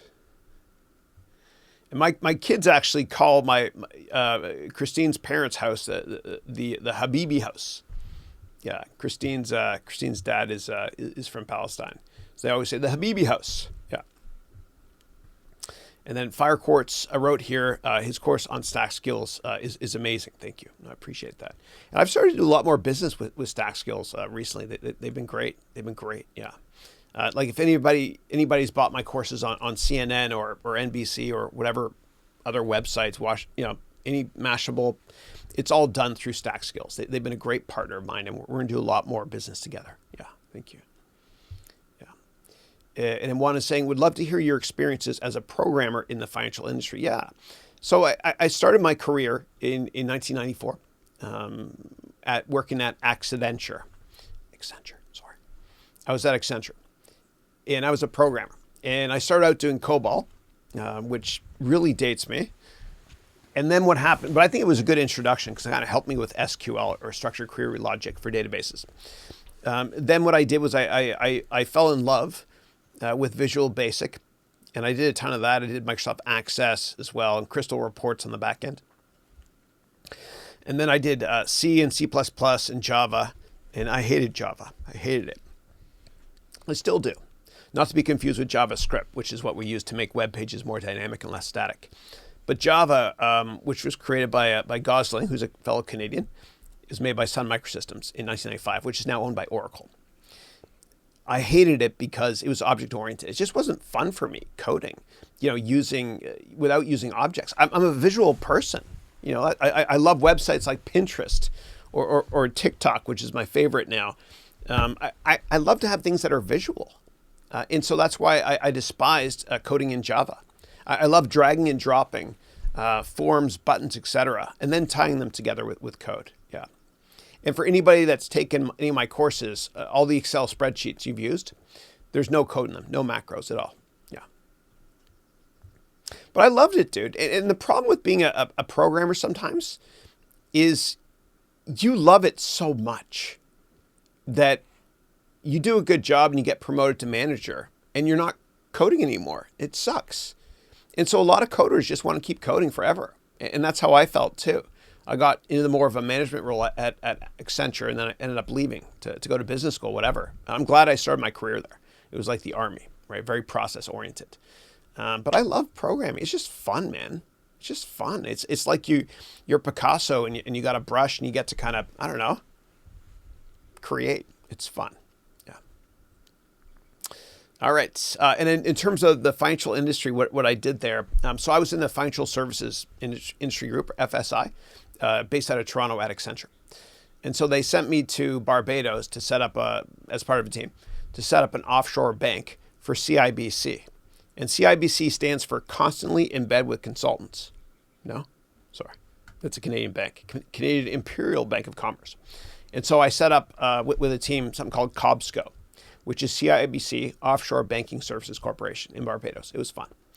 And then what I did was I worked on the merger of Nations Bank and Bank of America in the Carolinas as well.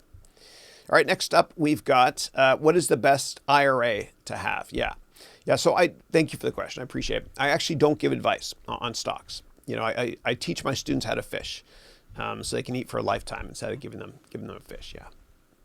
But you can take my complete financial analyst course if you want to.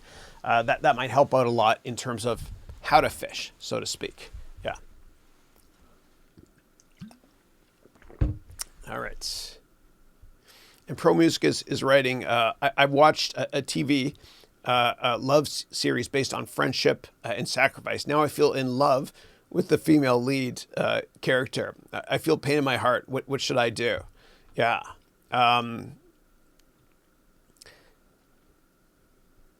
So when it comes to dating, and I should not be giving dating advice because my wife is way out of my league, you have to be comfortable with failure. And so when you ask people out, and I can't believe I'm going there, but when you ask people out on a date, you got to think to yourself, it's a numbers game.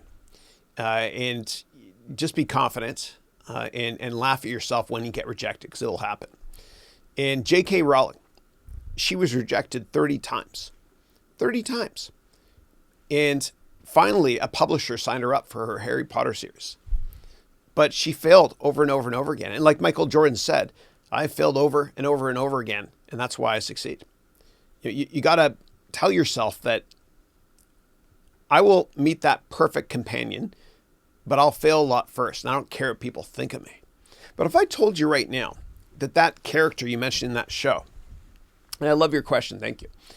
If I told you that character in that show, or someone like that character, that if you asked 30 people out just like that character, and they all said no, but the 31st said yes, would you do it? Would you ask out 31 times? Of course you would. And so you got to think of it this way. The pain of being rejected is this. The pleasure of being successful is this, longer term. So just remember that when you're starting a company or asking people out on a date or whatever it might be. You're going to fail a lot, but you're not going to give a damn what anybody thinks of you. And I had this great friend of mine I went to undergrad with, and he was at Goldman as well, named Dave Potter. And I think he's a portfolio manager at Fuller and Taylor, great shop here in San Mateo.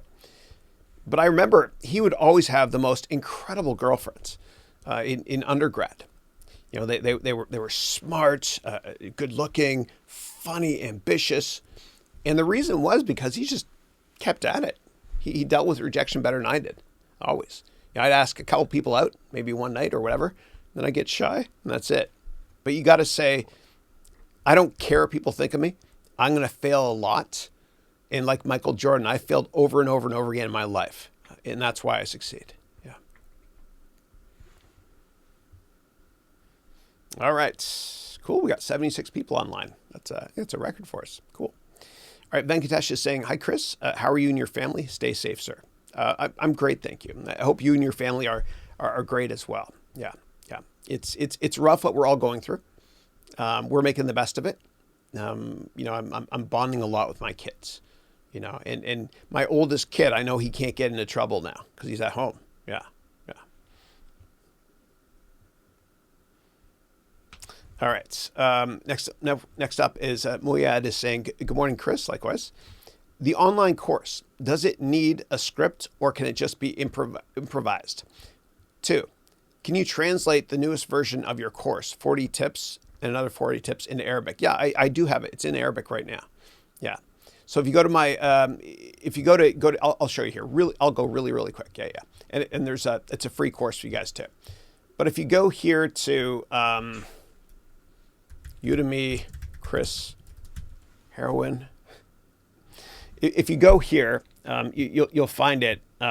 So here, this is an Arabic one I have. And I've got 70,000 students, actually. Most of them are in Egypt. But if you click through here, keep clicking, eventually you'll find I have an Arabic. Here it is here. Yeah. So this is it. 40 tips on how to make a great online course in Arabic. Yeah, and that's free. Yeah. All right, let's change this background. What do you think? Let's go back to, let's try that one. Why not? All right. Screw it. I like this one better. All right. Next up, we've got Alan is saying, hi, I'm doing the crypto course. Can you recommend any other sources for cryptocurrency news?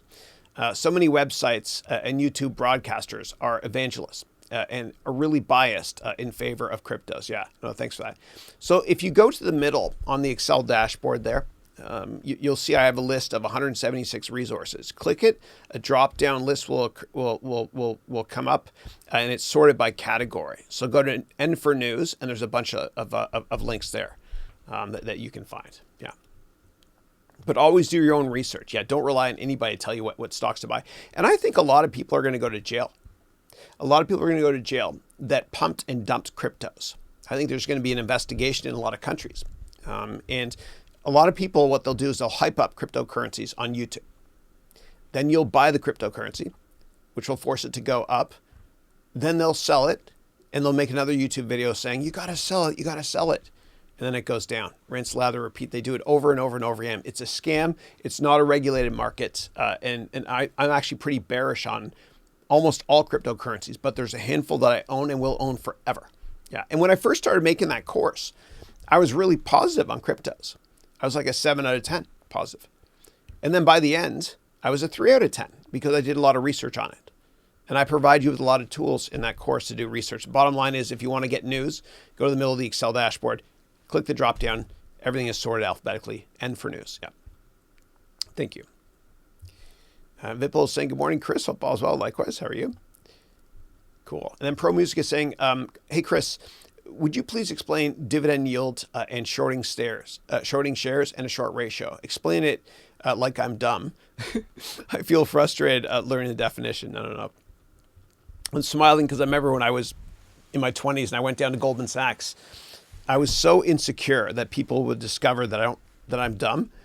And I remember I went through the training program at Goldman. And I remember at that time, I loved Nirvana, the band. And I had that song going through my head, dumb. I think I'm dumb. And I thought to myself, if I say something, if I speak, everyone's going to know I'm dumb. If I say nothing, people will just think maybe he's dumb. But it's up here. Perception becomes reality. Yeah. So let me kick it off with dividend yield. So companies that have a lot of profits, a lot of cash, what they do is in order to keep investors happy, they give investors a little bit of cash every quarter. And so let's say a stock is at $100. And let's say for that year, they paid $5 in dividends, cash payments to all their investors. Then that means that the dividend yield is $5 divided by the price of stock, which is 100. So the dividend yield is 5%. You're yielding 5% through a dividend on that $100 stock. Yeah. So that's dividend yield. Your next question is, and usually only slow growth companies offer a nice big dividend. But every sector is different. Like if you want to invest in real estate investment trusts or REITs, by law, they have to pay out 90% of their profits as dividends. Yeah. So every sector is a little bit different. Yeah. But dividend yielding stocks are doing well right now because they're lower risk. Like Campbell's Soup, for example, has been doing exceptionally well. One of the reasons is because they have a decent yield. Yeah. All right. Next one is, what is shorting a share? Yeah. So when you buy a stock, you're long the stock. Like think of football. I'm long that stock. I'm bullish on, positive on it. The opposite of that is short a stock, meaning you think the stock is going to go down, so you short it. And the way that works is you borrow the shares and then you sell them. And if the stock goes down a lot, you buy the shares back at that lower price and you make this much in terms of profit when you return the shares. The bottom line is shorting a share means you think it's going to go down. So you're betting against it. It's the opposite of buying a stock. Yeah. And don't do it because it's risky, because if the stock goes up a lot, your losses can be infinite. Maybe you can look at puts instead. So your next question is, what's the short ratio? Yeah. So a lot of times hedge funds, and I lived it for years when I started my own hedge fund and worked for other hedge funds. A lot of times hedge funds, when they're really, really negative on a stock and they want to bet that it's going to go down, meaning they want to short that stock, before they do it, they check out to see how many other people are short this stock. Because if too many people are short the stock and slightly positive news comes out, everybody's going to panic and cover their short and the stock will go up a lot. So what people look at is the short interest ratio. And the short interest ratio is basically the number of shares that the entire market is short, that stock, divided by the average daily volume. I'll give you an example. So if a stock trades, I don't know, 100 shares every day, okay, for the past 3 months, 100 shares every day. And if people are short 1,000 shares worth, then that means that the short ratio is 10. Okay, it's 1,000 divided by 100. And usually that's a magic number that people don't like to invest or short stocks that have a short interest ratio of over 10 days. Why? Because if any slightly positive news comes out, that stock will go up a lot because everybody's going to freak out that short that stock. And in general, when a stock goes up on good news or doesn't go down on really bad news, then it's found a floor. Let me say that again. When a stock doesn't go down and the news isn't that great on it, it's found a floor. So hopefully that answers that. No, thanks for the questions. And was saying, hi, sir. Hey, I'm not being able to paste my photo and my company logo in the Excel sheet of the business plan. Grateful if you can assist me. Yeah. So what I would do is I would download the photo in JPEG format. Okay. Then I would go to either your Windows Explorer or your Finder on a Mac, right click on that file and select copy. Then go back to Excel and click. Don't double click in a cell. Okay, just paste it as an image and that should work. And if that doesn't work, please let me know. Yeah. But a lot of times people will go to websites and they'll right click and copy something, an image, and it doesn't always work for them because it's not in the right file format. So in that case, you want to download it and then you want to go to your Windows Explorer or your Finder and then select copy and then paste it into Excel, or go to the insert menu at the top of Excel and insert a picture. Yeah. If that doesn't work, let me know, please. Thank you. All right, next up is Pro Music is saying, hey, Chris, for every successful man, there's always a help fund, I don't know what that word means, help fund of a woman. Do relationship motivate you to push further? Yeah, well, I'm not sure if I understand the question, but I do know that if this is happy, this works a lot better in all aspects of your life. And if I misread that, let me know, please. Aravind is here saying, hey, Chris, hey, what's going on? Okay. Next up, No Man is saying, do you have any recommendation for digital marketing courses and then freelance to get a job? Yeah. So I have a course called the Complete YouTube course, which will help you out from a digital marketing perspective. In terms of the other question you have on freelancing, I would take my course, the Complete Business Plan course. And the best way to freelance is there's two websites. One is this great company in Tel Aviv called Fiverr. In Fiverr, it's 5 with 2 R's there. You can get anything done for at least $5. And so I would go here and check out what people are charging for their products. Like this here, actually, it's gone up a lot. Here it says starting point $2,200. I'll create a custom illustrated book, whatever that means. But I would start going here to see if you can compete on this platform. You definitely can to create your products as well. Now, a higher end version of Fiverr is called Upwork, separate company, of course. And here you'll pay more, but you get what you pay for, right? So if you want to hire somebody, and you mentioned digital marketing, you go here and just see the type of people that you can hire, yada, yada. And then once you understand how this works, sign up as well. And it's a rev share. Both those companies get a certain percent of however much you're billing. Yeah. It's a meritocracy, though. It works out well for everybody. All right. Next up is Rohit is saying, did you like Barry Bonds growing up? I did. I remember he, for those of you not familiar with Bonds, and I've met him before. He's actually a very nice guy. He's very misunderstood, and I'll talk about it in a second. So Barry Bonds, he won the MVP award in Major League Baseball 7 times. And when I was younger, he was with he was with the Pittsburgh Pirates, along with Bonilla, the killer bees in the outfield they used to call them. Then he came to San Francisco, and he's great. He's great. So I loved him as a player. A lot of people feel that, especially the media, a lot of people in the media have kind of not gone along with him that well. And the reason he hasn't been as warm as he could have been, and I'm with him on this, the reason he's not as warm as he could have been with the media is because his dad, God bless his dad, I think his dad passed away, Bobby Bonds. His dad, Bobby Bonds, was treated so poorly by the media. Yeah. But I know, like I've met him before at charity golf events for a company I used to own part of. There's a golf club called Sharon Heights, and we had a charity events, and I met him, and nice guy and all that stuff. And a good friend of mine, his name is Rob Dean. He's in charge of San Francisco Giants. I think he's president. So his wife, Trina Burns, her mom tragically passed away, and their family owns massive stake in the Giants, but tragically passed away in 2009. It was heartbreaking. And Barry Bonds was in the hospital every single day for her, every day. Yeah. And so on a one-on-one basis, he's a wonderful human being. It's just the media beat him up, and he never got along with the media because of his dad. And I'm with him.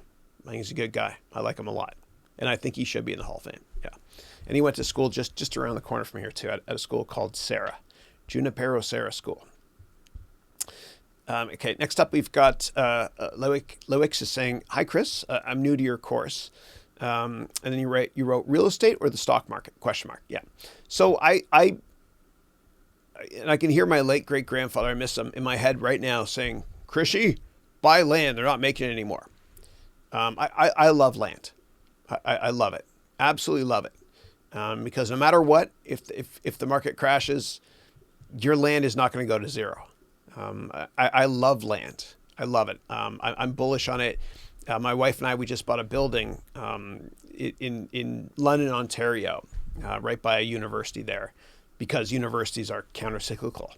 So I like property more. But in terms of stocks, I love stocks as well, because stocks are very liquid, meaning you can buy and sell quickly if you invest in the big ones, versus real estate, which is illiquid. So I'm fans of both. Probably like land a little bit more, though. Yeah. All right, next up is, and if I miss anybody's question, paste it again, please. I'm currently in progress with your business plan course. Can you please explain in an understandable way about depreciation expenses and what is the purpose of calculating that? Thanks. Yeah, absolutely. So what the government does in many countries is they incentivize you to always have the best new equipment. And the way they incentivize you to do that is when you buy it, you can pay less in taxes. And I'll give you an example. Okay. So this here is, let's just say that this is a machine. Okay. And this machine will only work for 10 years. So every year, what I can do is I can expense part of it. 1 year this, another year this, another year this. So over 10 years, and after 10 years, this thing will stop working. So what that means is this: if this thing costs me $100, then every year I can create an expense called depreciation for $10. $100 product over 10 years, it depreciates 10% per year, which is $10 per year. So I can take a depreciation expense, and that's a good thing, and I'll explain why. Let's say that our company made, I don't know, it made $1,000 this year. And we're supposed to pay 50% in taxes. Okay, so we're going to pay $500 in taxes. So our net income is now $500. Well, instead of calculating taxes based on $1,000 in profit, you calculate taxes based on 1,000 minus $10. This is depreciation expense in profit. So instead of paying 50% on $1,000, which is $500 in taxes, you'll pay 1,000 minus 10. You'll pay $990 times 50%. So $990 times 50%. Let's do this together. $990, times 0.5 is that. So we're paying $5 less in tax because we depreciated this. Remember before, when we didn't depreciate this expense of $10 per year, we were paying $500 in tax, which is 50% of 1,000. So you're saving $5. You're paying less taxes. It's a beautiful thing. It's a beautiful thing. Yeah. And if that didn't make sense, please let me know. Now I got to put these batteries back in somehow. Yeah. All right. And this is my air conditioning unit because I've got lights everywhere. All right. Next up is, I just reset this. So you're going to watch me sweat a lot, perspire a lot. I can hear my mama sing. There we go. We're good. Okay, great. All right. When you have lots of lights, it gets hot. Okay.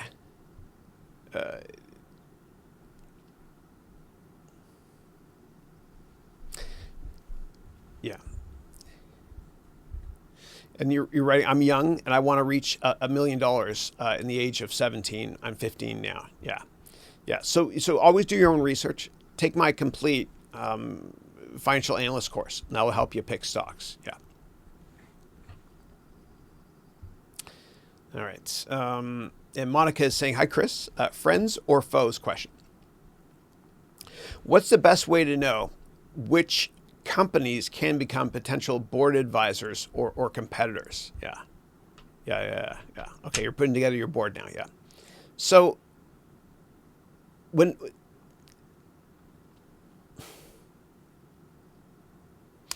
don't know. This is a tough question, but you can always have LegalZoom.com or some other legal service create documents that will protect your intellectual property. You can file trademarks if it's a brand name you want to protect, or you can file copyrights to copyright the code so nobody can touch that, for example, or a patent, which is a way to do something. You can patent something. And so if you have enough intellectual property, your ideas will be protected. Yeah, and I would talk to a lawyer about this, and they'll be able to help you out a lot. Yeah. All right. And if that didn't answer your question, then ask me again, please. Next up is, what business should I start? Yeah, so what kind of business should I start? So I would take my complete business plan course, and that should help to crystallize your thought process and decide what kind of company to start. And failing to plan is planning to fail. And most people don't write business plans, which is why one reason why most companies fail.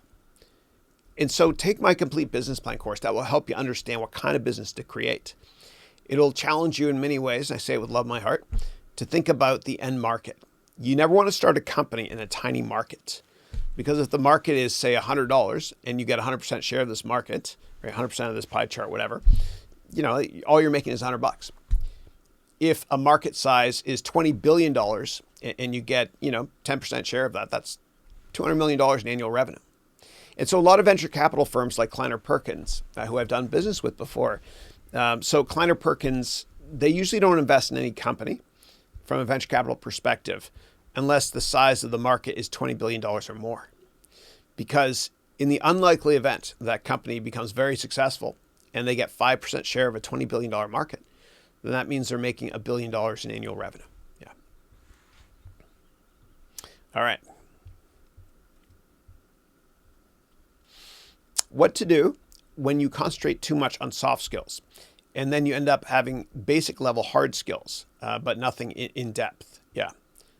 So I think a lot of the soft skills are really underrated, because soft skills include, you can network, you can present. And the most important things for an entrepreneur are if you're a great salesperson, meaning can you network and present? And the same thing with CEOs. You make CEO if you're a great salesperson. So the qualitative side, you mentioned you've nailed it. That's great. In terms of the quantitative side, finance and accounting is not common sense. You have to learn the rules. So you can take any of my finance courses if you want to. Just do a search on my name online and the word finance or accounting courses, and that will help you, or your money back. You get a 30-day money back guarantee on my courses. Yeah.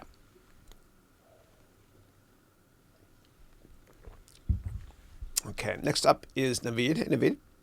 Naveed is asking, could you please explain the how to open any startup in the UAE, United Arab Emirates, if that person is from India? Yeah, the UAE is tough. It's tough, and I've been to India and done business there, and also in Dubai. Dubai is tough. The United Arab Emirates is tough because if you're not a national, and only like 10 or 15% of people there can legally stay there forever. If you're not a national and you start a company in the UAE, and if it fails, there's a good chance they kick you out of the country. I know that sounds crazy. I've been to Dubai a couple times, and my friends there have basically told me that. They say if you start a company here and you fail, there's a good chance they can kick you out of the country, right? So it's kind of like a caste-based system there. It's really interesting. And I shouldn't say that, but I am. Yeah, it's a caste-based system. Like a lot of times you'll see people from Saudi Arabia walking around in Dubai or Abu Dhabi, and they'll be in the big white dish dash with a red thing on their head, and everybody kind of thinks, oh my gosh, they're better than I am, sort of thing. So I think it's very difficult to start a company there. Like there's better countries to do it, to be honest. Yeah, but you can always start a side hustle while you work for somebody else there if you're already there. And when that side hustle takes off, when it takes off, then it doesn't matter where you're located, right? If you're successful and you're there, that's fine. So work full-time there, or go to school full-time, whatever you're doing. And on the side, create side hustle businesses. And you can take my complete business plan course to learn more about how to do this. Yeah. All right, next up, hey, Chris, would you please guide me if I have completed your financial analyst? What can I do if I don't have any degree specifics with finance? Yeah. So what you can do is just network and network aggressively, because relationships are always more important than product knowledge. And so you can go to my website, harounventures.com, and download my networking book for free. And that will help you out tremendously to get the job of your dreams. It'll help you network. Or you can take my complete job course on Udemy. And it's my only course that I personally provide a lifetime money back guarantee. I guarantee you will get the job of your dreams after you take my course, or your money back.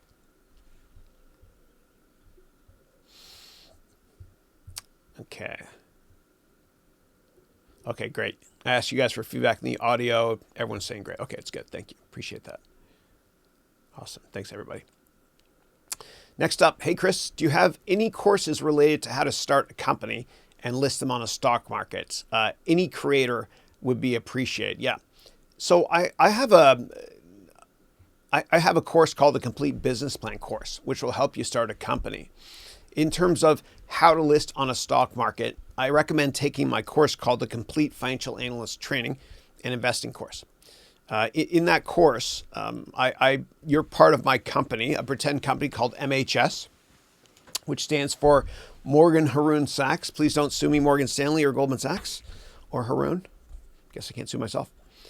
But in that course, you basically rotate through different divisions in my pretend company, my pretend bank, investment bank, including investment banking. And we do an IPO as well in that course. So check it out. I think you'll enjoy it. The bottom line is I have two courses that will help you, my Complete Business Plan course and my Complete Financial Analyst Training and Investing course. Thanks. All right, Albus is saying, I've been going through your business plan course. Is it better to use templates provided by apps like Canva for pitch decks or presentations? Yeah, I've heard people mention them before. I don't know anything about that product, the business plan product. I do know that with my course, I cover all the qualitative and quantitative stuff you need to be able to write a successful business plan. And I provide you with 75 templates as well as 25 different presentation templates, all for $10. I guarantee you that no competitor out there, Canva especially, can compete with that. Yeah, and you get a 30-day money-back guarantee. Yeah.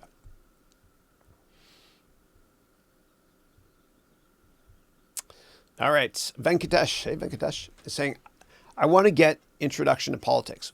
What qualities should I have? My country is full of morons who eat people's money and nothing for poor people. Kindly suggest. Yeah.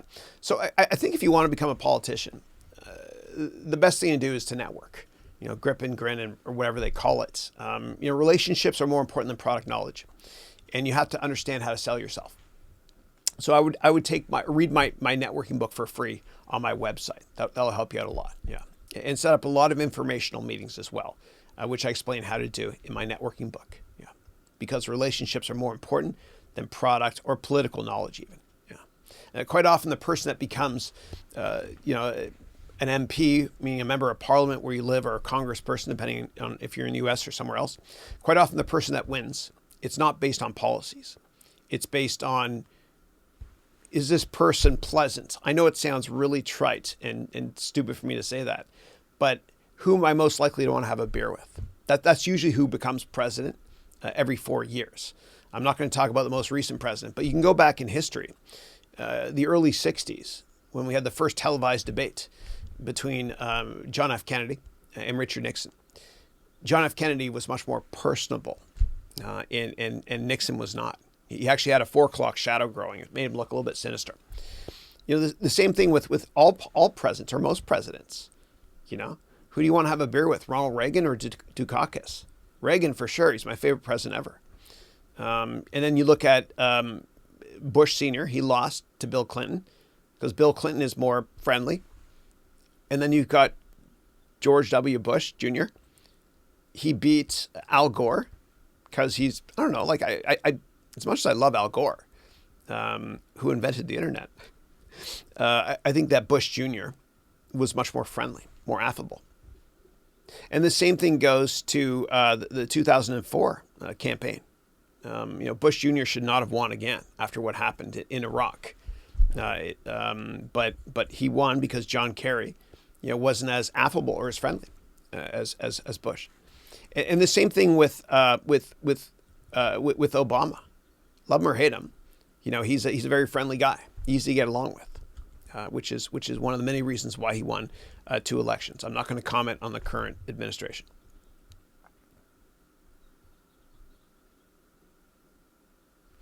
Okay. All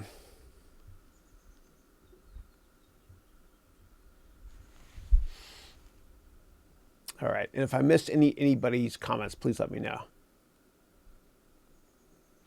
Oh, Juan David is saying, how would you repurpose your content, which is more serious, meaning business and life, to platforms such as TikTok? I don't know yet. Like we're looking into it. I don't know how to dance, so I can't do that. I dance like Elaine from Cheers, Elaine from Seinfeld. You got to be really old to understand that one. Yeah. I don't know yet, but we're looking into it. So what we've done is we've actually started to repurpose a lot of my videos to run on Instagram. So if you subscribe to my Instagram channel, whatever, we're just doing videos. And all social media, we're not doing images anymore. It's just videos on all platforms. And we're uploading natively. And when you upload natively, meaning directly to LinkedIn, instead of just pasting a link from YouTube, you get more views. The search engines always help you out more if you do that. Same thing with Twitter as well. So, but we don't know yet exactly how we're going to use TikTok, but we will. But it's got to be engaging or something. I mean, I have some instances where I make an idiot of myself that might be funny, in a 20-second slot. But the only thing about TikTok that I hate is when I'm watching a video and it's so good, and right at the end they say, "Watch part 2 now." You're like, dude, you wasted all that time. Yeah. All right, next up is Vipul saying, Chris, how do you manage time for everything? You're so productive. How can I improve my productivity to reach different goals? Yeah. So what I recommend doing is just, I have a schedule that you can fill out every day, and you write it every night before you go to bed. It makes you more productive. Or you can download it from my website. It's free, harounventures.com/, all lowercase, schedule. Or you can take a course of mine actually on Udemy called 30-Day Challenge to a More Productive and Much Happier You. Yeah. Thank you for that. Next up is, hey Chris, how can I release my own decentralized coin in the market like Bitcoin? We don't know the creator of Bitcoin. Who decides the first price of Bitcoin? Yeah. So I have a course called the Complete Cryptocurrency Course, which will help you out a lot. I don't tell you how to create cryptocurrencies. I tell you how to mine them, though. I also tell you how to create a mining PC and a lot of other fun stuff. There are courses on how to create a blockchain made by Kirill, who's a great teacher, on Udemy. You can search for that if you want to. Yeah. Now, in terms of who decided the first price of Bitcoin, it's a market. It's a market. So the market prices what the market prices. Yeah. So if I were to say, I'm selling this, which I got in the Czech Republic, actually, when I was filming my courses there from my video guy there. If I say, anybody want to buy this? Whatever the price is for the first transaction is what the price is for the first transaction. The market decides it. Yeah. All right. Next up is Lilia is saying, thank you so much, Chris, for what you're sharing. My pleasure. Thank you. I'm finishing your awesome business plan course, and I got inspired to have your virtual reality product for kids' education. So was your Shark company real? Yeah, it's so funny you mentioned that because for so many reasons. So Shark Virtual Reality is a fictitious company that I created for a couple of my courses. And the entrepreneur in that course, his name is Tony Shark. And he's a bit abrasive, but he's a good guy once you get to know him. But if you go to Shark Virtual Reality, and I've used him in a couple of my courses, and in my MBA degree program, you're going to get to meet him. So I made this website. It's Tony Shark from Shark Virtual Reality. And this is just for a case study for my Complete Financial Analyst course here. Yeah. But I had fun doing it, though. I had fun. Because if you teach and it's boring to you, meaning to me, then the students are going to hate it. So I had a blast making it. It was fun. And I went to Fiverr.com. That's Fiverr.com. And I had somebody for next to nothing make that logo overnight. Yeah. But I'm a big believer in VR. And my son Dylan, I've got a big surprise for the family today. I ordered the Oculus. There's this new, so Facebook owns this virtual reality company they bought called Oculus. And they've got a product now that's wireless. So I ordered that, and there's one part where you can be a Jedi and fight and all that fun stuff. I'm a man child, okay? I get it. So that's coming today. Yeah.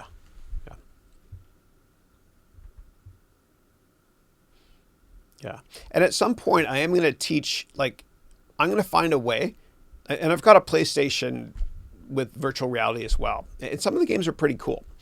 There's a Rocky game where you get to fight Mr. T and stuff, which is fun. And you can also watch any videos you want that are in 3D. Like my son, one of my kids, loves the movie Titanic, and he loves roller coasters. And so using the PlayStation virtual reality goggles, he was able to go to YouTube on PlayStation and do a search for Titanic roller coaster. And he was on a roller coaster in the Titanic. It's pretty cool. It's pretty cool. But at some point, I want to be able to teach in a Grand Theft Auto fashion. What does that mean?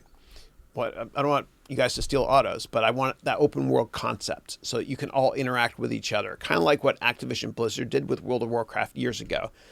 So that's something I'm working on. And I'm also working on a VR version eventually of my MBA degree program. Yeah, I know it's ambitious. Yeah. Miftah is saying, thanks, I have your course. You're most welcome. Thank you. Tyler is saying, am I able to start a general and limited partnership with non-accredited investors in Canada for the purpose of investing? Basically, I want to create a hedge fund for the little guys. No. Be careful. So when I had my hedge fund, I had Canadian and international investors as well. They have to be accredited. And what that means is this. So government set up what's called an accreditation policy so they can protect individual investors. And so you have to have a liquid net worth of over a certain dollar amount. It's usually $1 million or so to invest in a hedge fund. And you have to get your investors to fill out subscription documents before they can invest with you. Okay. And in the subscription documents, you should be able to tell if they're an accredited investor or not. Do not do this yourself, please. I didn't do it myself. Hire a lawyer. I hired a guy named Jim Grant, who runs a company in San Francisco called the Security Law Group. And he set up my onshore and my offshore banks or entities for my hedge fund years ago. Please hire a lawyer. In Canada, you don't have to go to Tory Tory, or Blake's or an expensive one. There's a lot of much cheaper lawyers you can hire. Usually it's individual people that have their own shop. There's 1 or 2 employees. Yeah. So make sure somebody else writes your investor memorandum documents, please. Otherwise, a lawsuit can occur. Yeah. Never raise money from anybody without getting a lawyer first. Always get a lawyer first to look through the paperwork and create the paperwork as well. Yeah. And make sure your company is registered so that, God forbid, if something happens, you and your family and your possessions are all protected. All right. And Tien is saying, I love coffee also. Oh, I love it, man. It's best part of every day for me. Oh, it's so good. Okay. All right. So somebody's telling me that my green screen's not working. It looks like it's working to me here. Maybe I'll change outline here. I've got the window open today, so sunlight might be coming in and messing it up in the background. But let me know if it's not working out well. It looks fine to me. Now, I'm broadcasting this in 1440 at 60 frames per second, which means if you go to the little gear icon, you can upgrade it, your video from 720 or whatever it is. Yeah, that might help a bit. All right.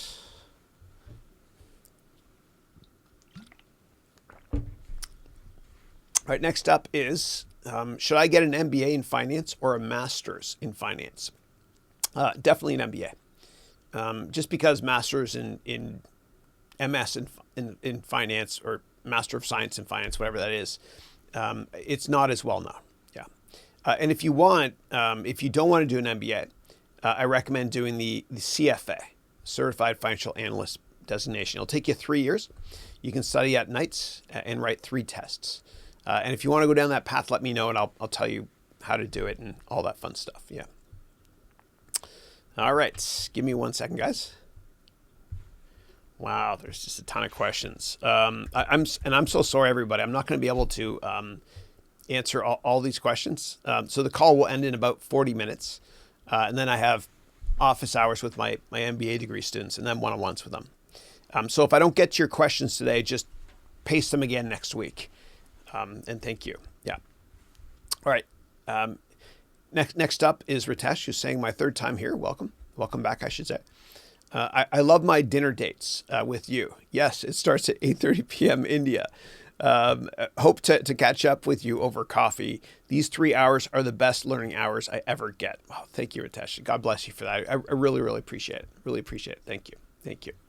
And if you go to my LinkedIn or go to my Twitter profile or my LinkedIn profile, you'll see that I'm giving away my complete cryptocurrency course for free for just a short amount of time, so you can get it there. Thank you for that. Appreciate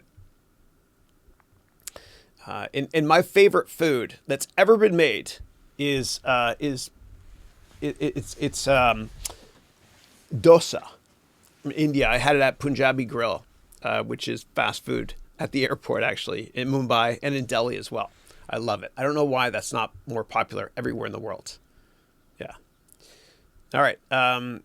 Next up is, what about probiotic foods? Yeah, I do that. I take probiotic. I used to buy a special, speaking of Indian drink, it's like a lassi. It's like a yogurt drink, which has a lot of probiotic in it, which are little organisms that help you digest. So I do that as well. Yeah. And Atul is saying, hey, Chris, will artificial intelligence really impact financial analysis roles and industries, or is it just hype? Yeah. So I get this question a lot. I don't think that, like, the roles in finance that are going to get replaced by technology are anything that's transactional in nature. So the trading function will be outsourced. But I think, and most roles in finance, people don't realize this, are actually, most of them are sales roles. And I don't think you can outsource sales to a computer. Yeah.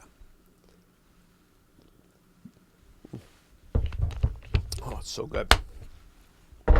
I subscribe to this service now called Daily Harvest. And I get these smoothie things once a week. Keeps me healthy. All right. Next up is, hello, Chris, how are you? Zlatic, I'm great, thank you. Great to have you.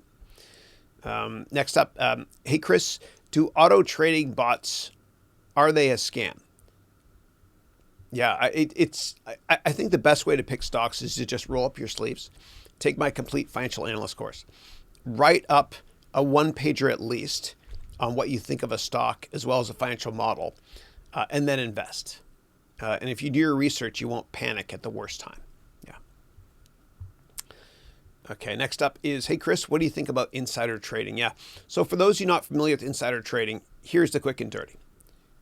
If you hear something about how a company is doing and everybody in the world doesn't know about that, and you buy that stock or sell it if you own it, you can go to jail.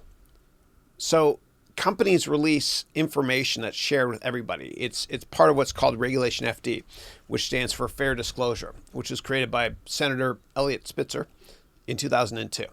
Reg FD, Regulation Fair Disclosure. And the SEC laws actually on insider trading were created back in 1933. But you and I now have the exact same access to information given Reg FD as the big girls and boys on Wall Street or Bay Street or any financial center in the world because of this. So we can get access to all that information for free at the same time. Everything is webcasted by these big companies when it comes to quarterly earnings or investor days. And so insider trading is if you know a piece of information that's not publicly disclosed and you transact on it. Yeah, please don't do it. Yeah. And if you're not sure if you heard something that's insider trading based, you don't know, tell your boss at work if you work in a finance company or any company for that matter. Even if you work at a technology company, let's say you work at Electronic Arts, ERTS, or EA Sports in the game. If you work at Electronic Arts and you know something about Electronic Arts doing way better than expected this quarter, and you buy the stock because of that or vice versa, you could get yourself into trouble.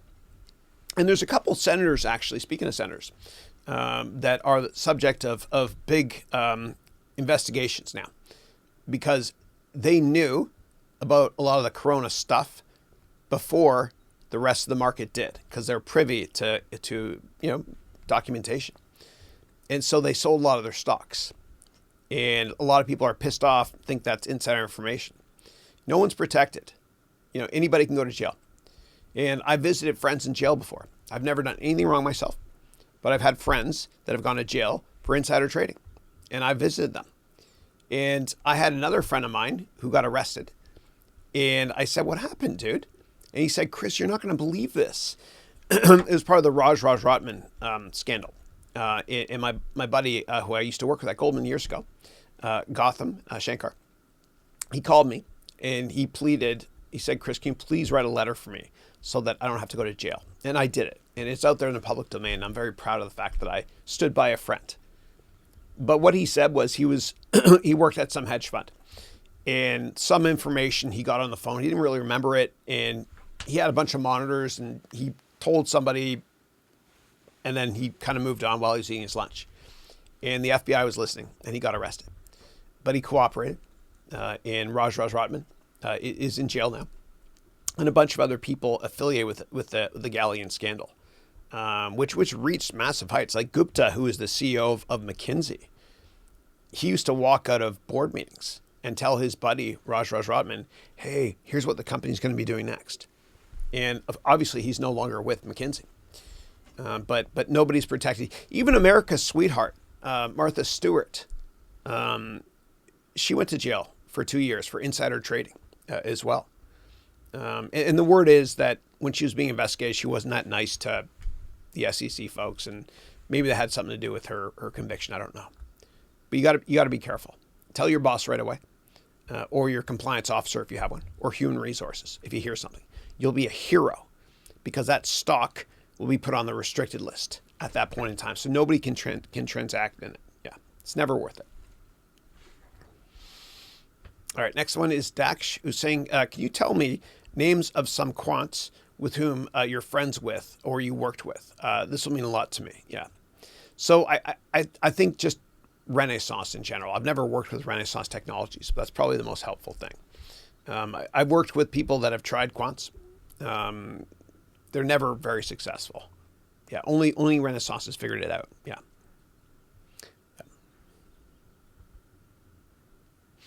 All right, next up is, hey, Chris, what you will do if you know the tomorrow price of all stocks? Yeah.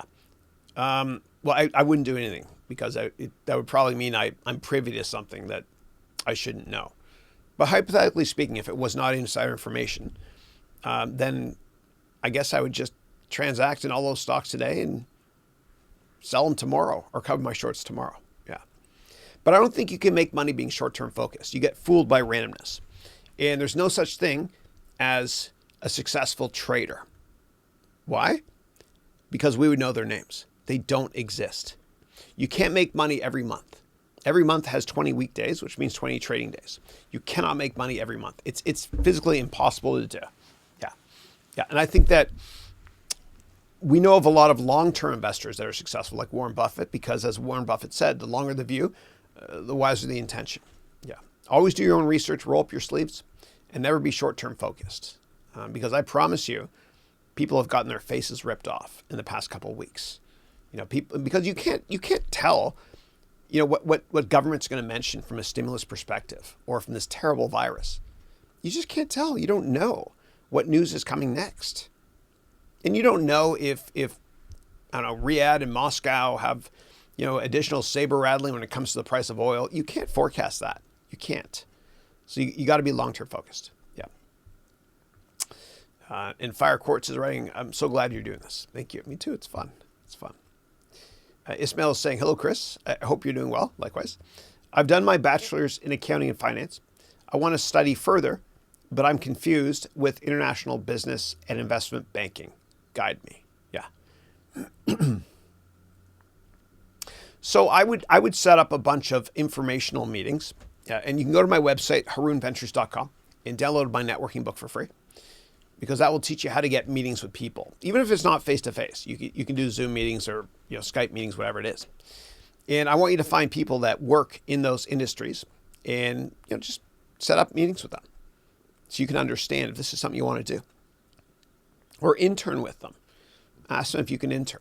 Try both. Or shadow somebody for a day to figure out if it's something you love. But you got to understand not just how to get a job, but more importantly, why you want that job. You need to understand, why do I want to be an investment banker? And do I really know what that means? Yeah. And there's a great website called Vault Reports you can go to learn a lot more about any type of big company. I'll show you. Let's go there together. All right. So I think it's just vault.com. And this will help you prepare for your interviews too. Yeah, vault.com.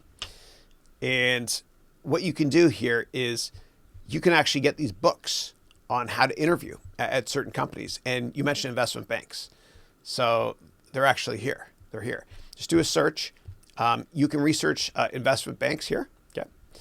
And you can actually download PDFs, which will tell you what it's like to work at different investment banks and how to interview there as well. So here's an investment banking guide. Sorry, I know I've used that before. That's what happens when you get old, man. You repeat jokes. And they're not funny the second time either, I know. But anyway, here's where you can go to get that investment banking book, if that's of interest to you. All right, cool. All right, next up is, will you prefer your kids to go to an Ivy League school or learn from unaccredited libertarian like you and me? Yeah, it's up to them. Yeah, I'm not that father who says, I want you to do this and this and this. Otherwise, if they do exactly what I tell them to do, they'll never be happy and they'll lack confidence in their life. So I've never told my kids what I want them to be. I just want them to be respectful, you know, respect God, family, be a good person, contribute to this wonderful earth we live in right now, which is in terrible shape, but just do what they want to do. Yeah. And who am I to tell them what they should be? How selfish is that? If I were to tell my kids, I want you to do this. Otherwise, if they do that, they'll always be trying to impress you as a parent, and they'll always be your prisoner in their minds, and they'll never be happy, and they'll never spread their wings and experience the life they want to experience, and they'll never reach their full potential in life. So I let my kids do whatever they want to do career-wise. It's their life. It's not mine. It's not mine. If they want my help, of course I'm here for them, always, always. But it's completely up to them if they want to go to university or not. If they want to be a programmer or not. If they want to be a doctor or not. Whatever it is, it's up to them. It's up to them. Yeah. Joe, how are you, Joe? It's good to have you again, bud. Murad is saying, hey, Chris, I don't know. My first question is reach me or not. It's about agribiotech industry post COVID-19 scenario. Yeah, I don't know about that company. I'm sorry, I don't know them at all. All right, next up is, hey Chris, some investors will be making a lot of money from this crisis, especially as stocks and property with low value. How can someone with little cash or assets capitalize on this opportunity? Yeah. So I think the best way to do it is just start by asking yourself this question. In 5 years, is this company I'm doing research on going to be more relevant or less relevant than it is today? And then you want to look at the historical valuation of that company. And after you roll up your sleeves and do a lot of your own due diligence, and you can take my complete financial analyst course, that'll help you. But after you do your own research on the company, you'll know if it's going to be a great long-term investment or not. You won't know the path, but you'll know the destination. And the earlier you start to save, the better, just because of the time value of money. So, yeah. Next one is, I've been inspired by you and other professionals creating their own online businesses in order to accumulate wealth and not depend on income. I just wanted to ask, when is it the right time to start a business as a professional? For example, people trust you because you have experience. Should it be after 5 or 10 years of experience? Yeah. No, I hear you. So for those of you that are younger and you want to start a company, you don't have any experience, there's no shame in working for somebody else and learning a lot from them, in that particular industry. And then while you work for them, start that company on the side. That's right. There's nothing worse than spending the rest of your life, earmuffs, ready? There's nothing worse than spending the rest of your life being someone else's bitch. There's nothing worse also than waking up when you're much, much older and you think to yourself, I work for this asshole who pays me this much money to make his dreams become a reality. I don't want that to happen to you. And so I recommend that while you work for other people, if legally you're allowed to, whatever, write a lot of business plans on the side. Start a lot of side hustles on the side. It's what I've always done in my life, always. And if you don't do that, then you're hurting yourself and your kids or your future family. And you got to be loyal to your family first, yourself second, then your company third. That's right. And it's tough because a lot of companies, they overhire and then they overfire. That they quite often cut into muscle. And you don't know if that's going to be you one day. It's always prudent to have a plan B. It's like you can choose to go into that boat without a life jacket or this boat with a life jacket. Take this boat. The life jacket is your plan B.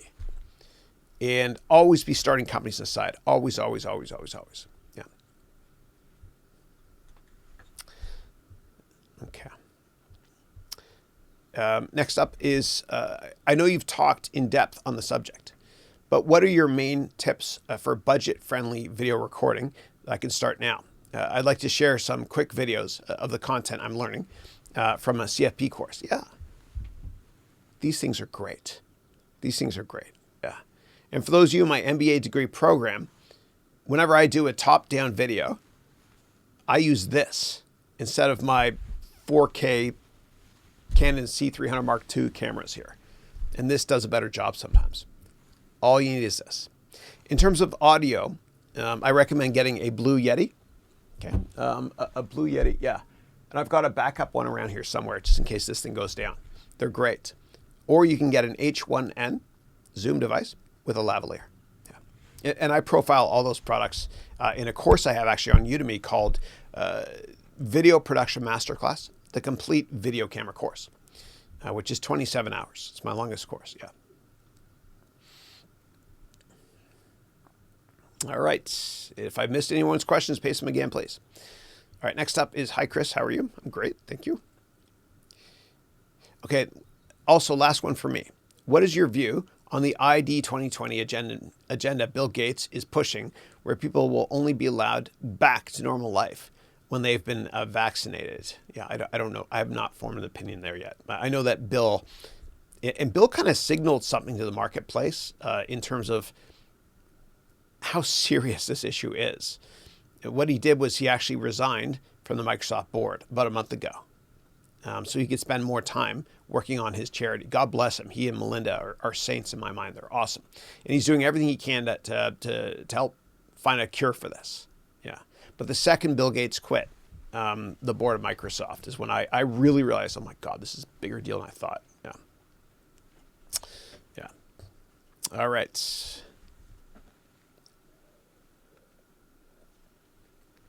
All right, next up is Chris. How are you managing everything as the current situation in the U.S. is not so good? I hope everything is going to be all right as soon as possible. Yeah. Well, I think that thank you. And I hope you and your family are healthy and safe. I think if you're not part of the solution, then you're part of the problem. You know, like all these kids that were in Florida recently on the beach. How selfish is that? They're basically saying, I'm so selfish that I'm going to have fun and older people might die because of me, or even younger people. So we're all doing our part. You know, I'm staying home. I've given away thousands of courses. Actually, I've given away over 1 million courses in the past 6 weeks for free. If I could do my part to get people staying home and just, learning online for free, that's right, and not go outdoors, I've done my tiny little part in helping to make this world a healthier place, so to speak. And I've given away a lot of courses in Egypt in particular. So my dad's Egyptian, and my courses have taken off there. A lot of it's free though. And I was really worried about Egypt, I still am, because as you all know, in Egypt, everybody lives on the Nile. It's just desert, the rest of it. And if you're in close quarters like that, it's easy for this type of virus to spread quickly. Yeah. So we're all in this together. Yeah. All right. And then Melody wrote here, Chris's courses are amazing. Thank you. It has helped me to grow in so many ways. Thank you. Appreciate that. Thank you. God bless you, Melody. And Melody is writing, oh, we got Animal Crossing. Oh, that's right. On the Switch, right? You said it's a cute game. That's awesome. Very cool. Very cool. Yeah. I'm bummed out, man, because I was looking forward to playing The Last of Us Part 2, made by Naughty Dog Studios. And they just delayed it again. Again, it kills me. It kills me. So they made the Uncharted franchise as well. If you guys haven't played Uncharted on PlayStation, you got to do it. It's like Indiana Jones movies, but you're playing them. It's a lot of fun. Yeah. And I'm still playing GTA, GTA 5 from 2013. It's still a masterpiece, like 7 years ago. It's incredible. Yeah. My favorite one is still Vice City though. And then Kata is saying, in current times where the world is on the verge of a recession, I want to start investing. Can you let me know the background I require to get started, particularly in fundamental analysis? Yeah. All you need to do is take my complete financial analyst course. It's over 20 hours. It'll teach you how to analyze stocks. Don't ever take anybody's advice on what stocks to pick. Always do your own research. And I teach you how in that course, or your money back. 100% money back guarantee within 30 days. Yeah. Okay, and Aces is saying, after I take your financial analyst courses, is there anything you recommend to take to further education skills in the field. Yeah, if you want, you can take the certified financial analyst designation. It's hard. It's 3 years. It's costly. But if you're interested in that sort of thing, that could help. Yeah. Yeah. And Ravi Raj is saying, network is net worth. I completely agree. I've got a poster right there that says that. Yeah. I love it. And a tool is saying, hey, Chris, what is better, technical or fundamental investing, or a combination of both? So when I look at investing, I look at the FVT model, which was pioneered by Mark Kingdon, a great man, a wonderful humanitarian that I worked for. He's a billionaire at Kingdon Capital in New York. So always start with fundamentals, okay? Then look at valuation, and then way below, look at technicals, and only use technicals as an indication to where you should get into a stock if there's good support level, or where you should take some profits if it's overbought, so to speak. Again, FVT, fundamentals, valuation, technicals, if at all. Yeah. And I cover that stuff in my complete financial analyst course too.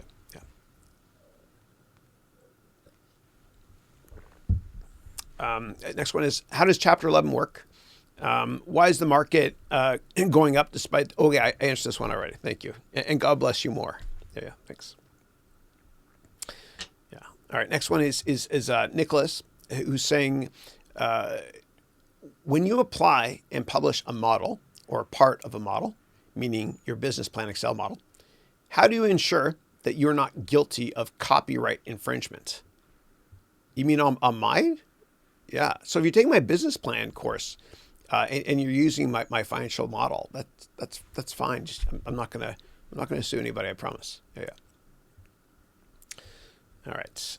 Is that what you mean? Like using my spreadsheet in that course? If you're referring to something else, let me know, please, and I'll humbly answer your question. Thanks.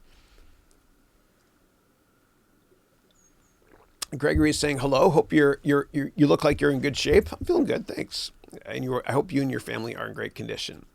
Yeah, thanks. I smile every time I see your name because I mentioned this before. I'm so sorry. I have to go there again. I'm watching this great show called Succession, which is an amazing business program. It's fiction. I think it's supposed to be Rupert Murdoch who they're playing in that role.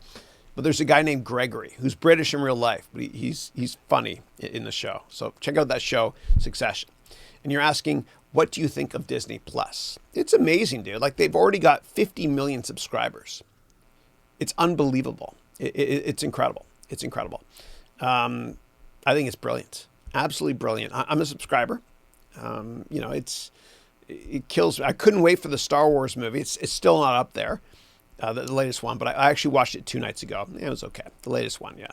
But I like it, Disney Plus. And I watched the Mandalorian, which was great. A little bit slow, but I liked it. And I love the music in it too, especially the closing credits in the Mandalorian. I love it. And I love Boba Fett too. Like, dude, Boba Fett was the coolest character for me growing up. I had this character, Star Wars collectibles, whatever, and it was total BS because they showed him in Return of the Jedi, and Han Solo, who was blind, turned around and hit him, and then Boba Fett died. Oh, by the way, this is fascinating. The reason why Han Solo was blind and the reason why they froze him at the end of Empire Strikes Back is because the producer had a lot of issues with Harrison Ford. And they thought, I don't know if we can bring this guy back for Return of the Jedi. So we'll just freeze him at the end. And they froze him at the end of Empire Strikes Back. And then what happened was they patched up their differences, whatever, and then they brought him back to Return of the Jedi so he can kill Boba Fett. Yeah. And you're most welcome, Matt Melly. Thank you. All right. What is a CFD? I don't know what that means. CDF is a credit default swap, or CFD. I don't know what that means. I'm sorry. Gregory is saying, so here in France and Switzerland, the lockdown is until the end of April. Do you think it will take us 1 year to overcome this crisis? Yeah, that seems pretty short. I don't know. Like, they're taking it more seriously here. Like my kids' classes, like school's canceled for the rest of the year. Give me 1 second, guys.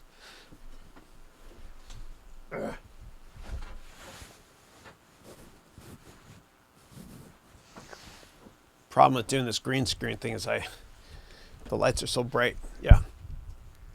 Yeah. So yeah, my kid's school is canceled for the rest of the year.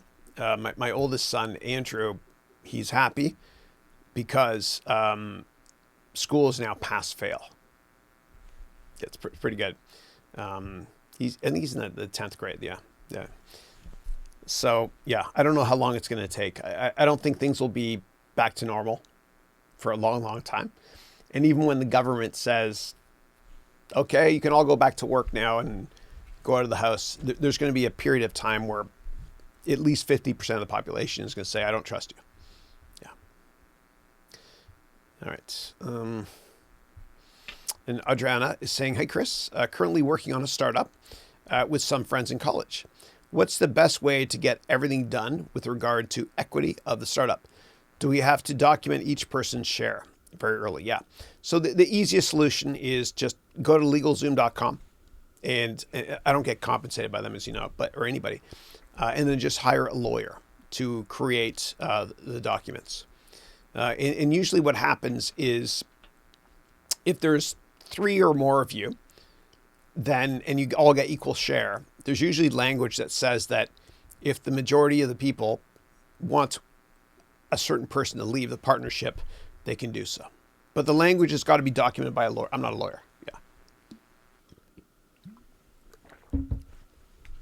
All right. Next up, we've got Nikita, who's saying, hey, Chris, thanks for the webcast. My pleasure. I'm 20 years old. I was taking an admissions interview, and I realized that I need to improve my talking and self-presentation skills. Any recommendations and advice? Yeah. So take my complete presentation course. And what you can also do is, and it's long, but it'll teach you everything you need to know to be successful in presenting. What you can also do is, if you have a budget for it, take the Dale Carnegie public speaking course. And this is what Warren Buffett did at 19. I did at 19 as well. I didn't know he had done it though. And Warren Buffett on his wall, like he went to Columbia for his master's, and so did I. Warren Buffett doesn't have his Columbia degree in his wall. What he has in his wall is the certificate of completion from the Dale Carnegie course. And you know, Buffett has said, and there's a great documentary on him on HBO. You guys should watch it. But he said that if it weren't for the Dale Carnegie public speaking course, he wouldn't have reached his full potential in life. And if you don't have a budget for it, you can go to meetup.com. That's meetup.com, and do a search for Toastmasters and the name of your city. And they're informal groups that people meet once a month or so. It's free to present. So Toastmasters and the name of your town or city. Yeah.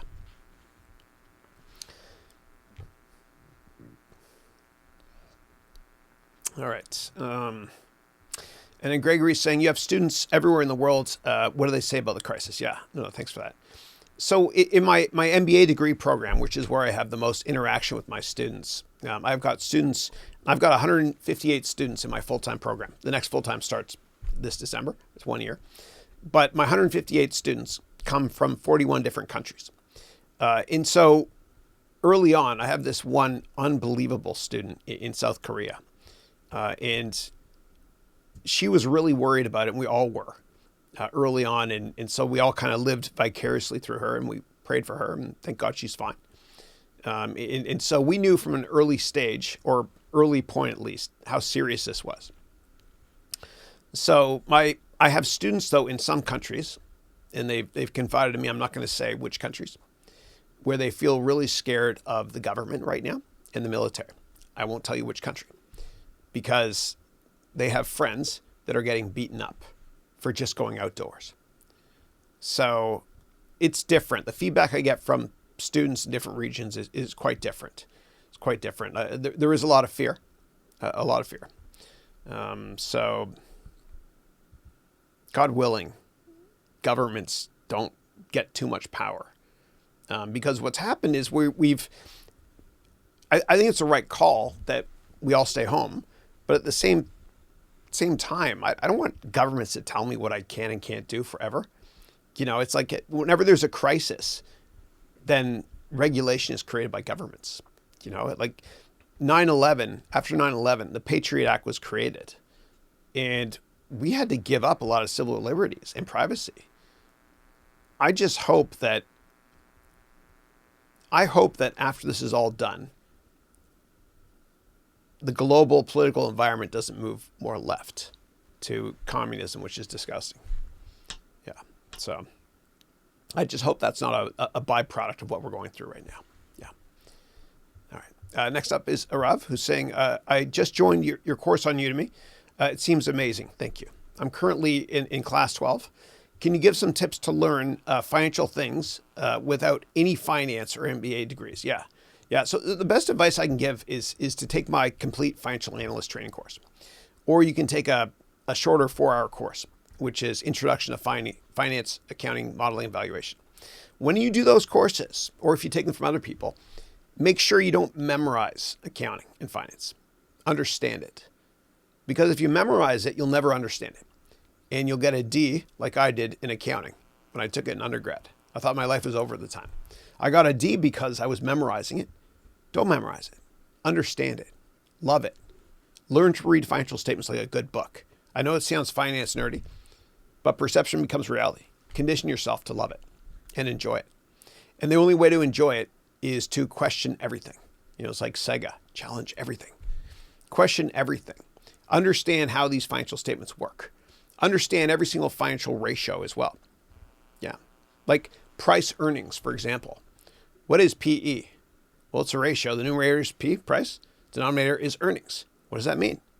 Well, for the rest of your life, whenever you see a formula, I want you to do this. I want you to think of the denominator as being the number 1. So price earnings ratio. That means for every $1 in earnings, how many times that $1 are investors willing to pay? So understand them, those financial statements. Also understand things like assets has to equal liabilities plus equity. I want you to rearrange that formula, mix it up, and see if it still makes sense. That's how you learn finance and accounting.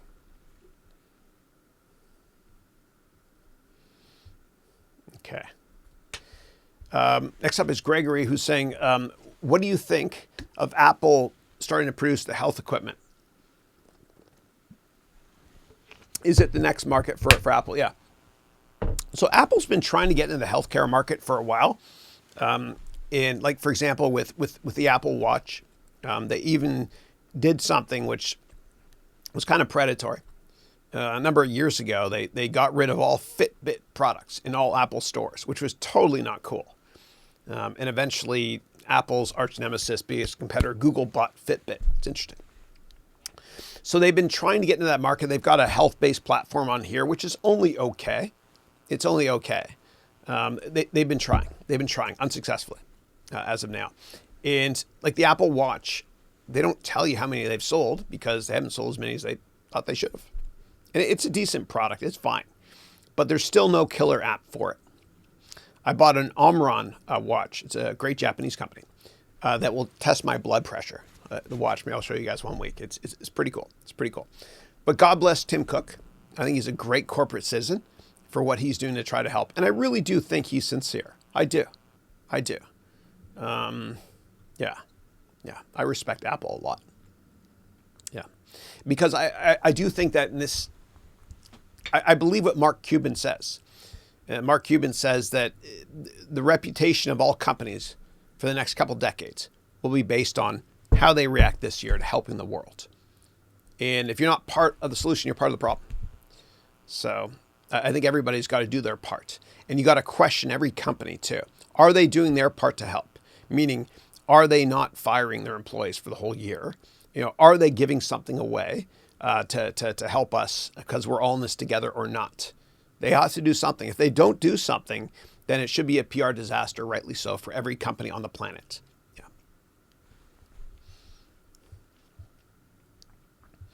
Vinay is saying good morning. Good morning to you too.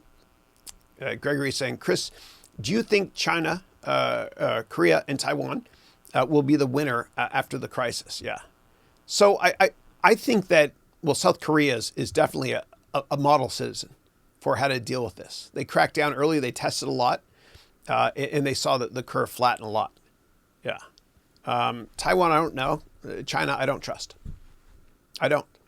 I think that there was a lot of data that was hidden from us for far too long.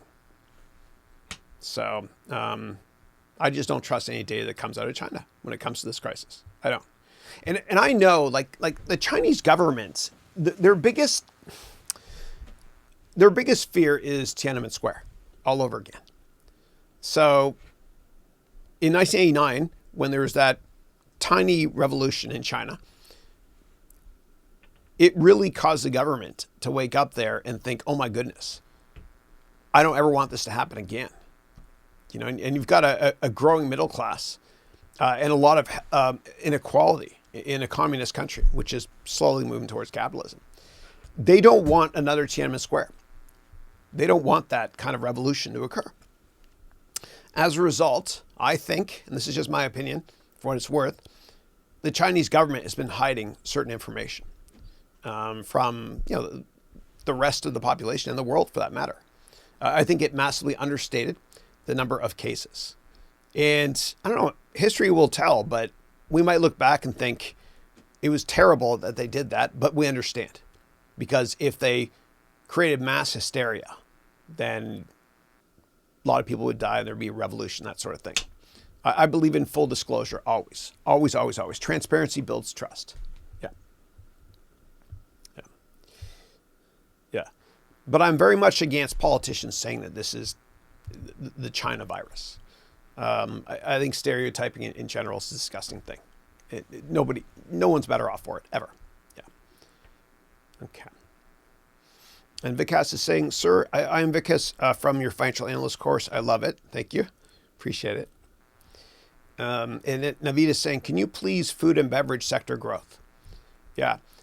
So most companies in the food and beverage sector are mature companies. There's not that much growth, which is why a lot of them have healthy dividends, high dividend yields, because the type of investor in those companies are value investors. However, there are some growth opportunities out there, like Chipotle, ticker CMG, which trades at a higher valuation than other restaurant stocks because it is still growth. And so when you look at restaurant companies or retail stores, you got to monitor same store sales. Are sales increasing each year for each store? That's important, because if you give a company credit for opening a ton of new stores, that's not fair, because they might be taking on a lot of debt. Pardon me. You need to look at how much is each store growing organically, each store. You know, for McDonald's, for a while, they weren't growing revenue per store, and investors were worried. So McDonald's said, okay, how do we increase same store sales? Oh, I know. We'll start selling coffee. And investors loved it because same store sales increased. And then eventually it slowed again. And they thought, how can we grow same store sales again? Oh, we'll open 24 hours a day, right, for food. And then eventually, like, investors were happy. Then what can they do next? Oh, they can offer breakfast all day long. Or they can have automated checkouts like you see in Europe, so that you don't have as many employees that need to work there at the same time. So always look at same store sales when you're looking at doing research on a food-based or restaurant company.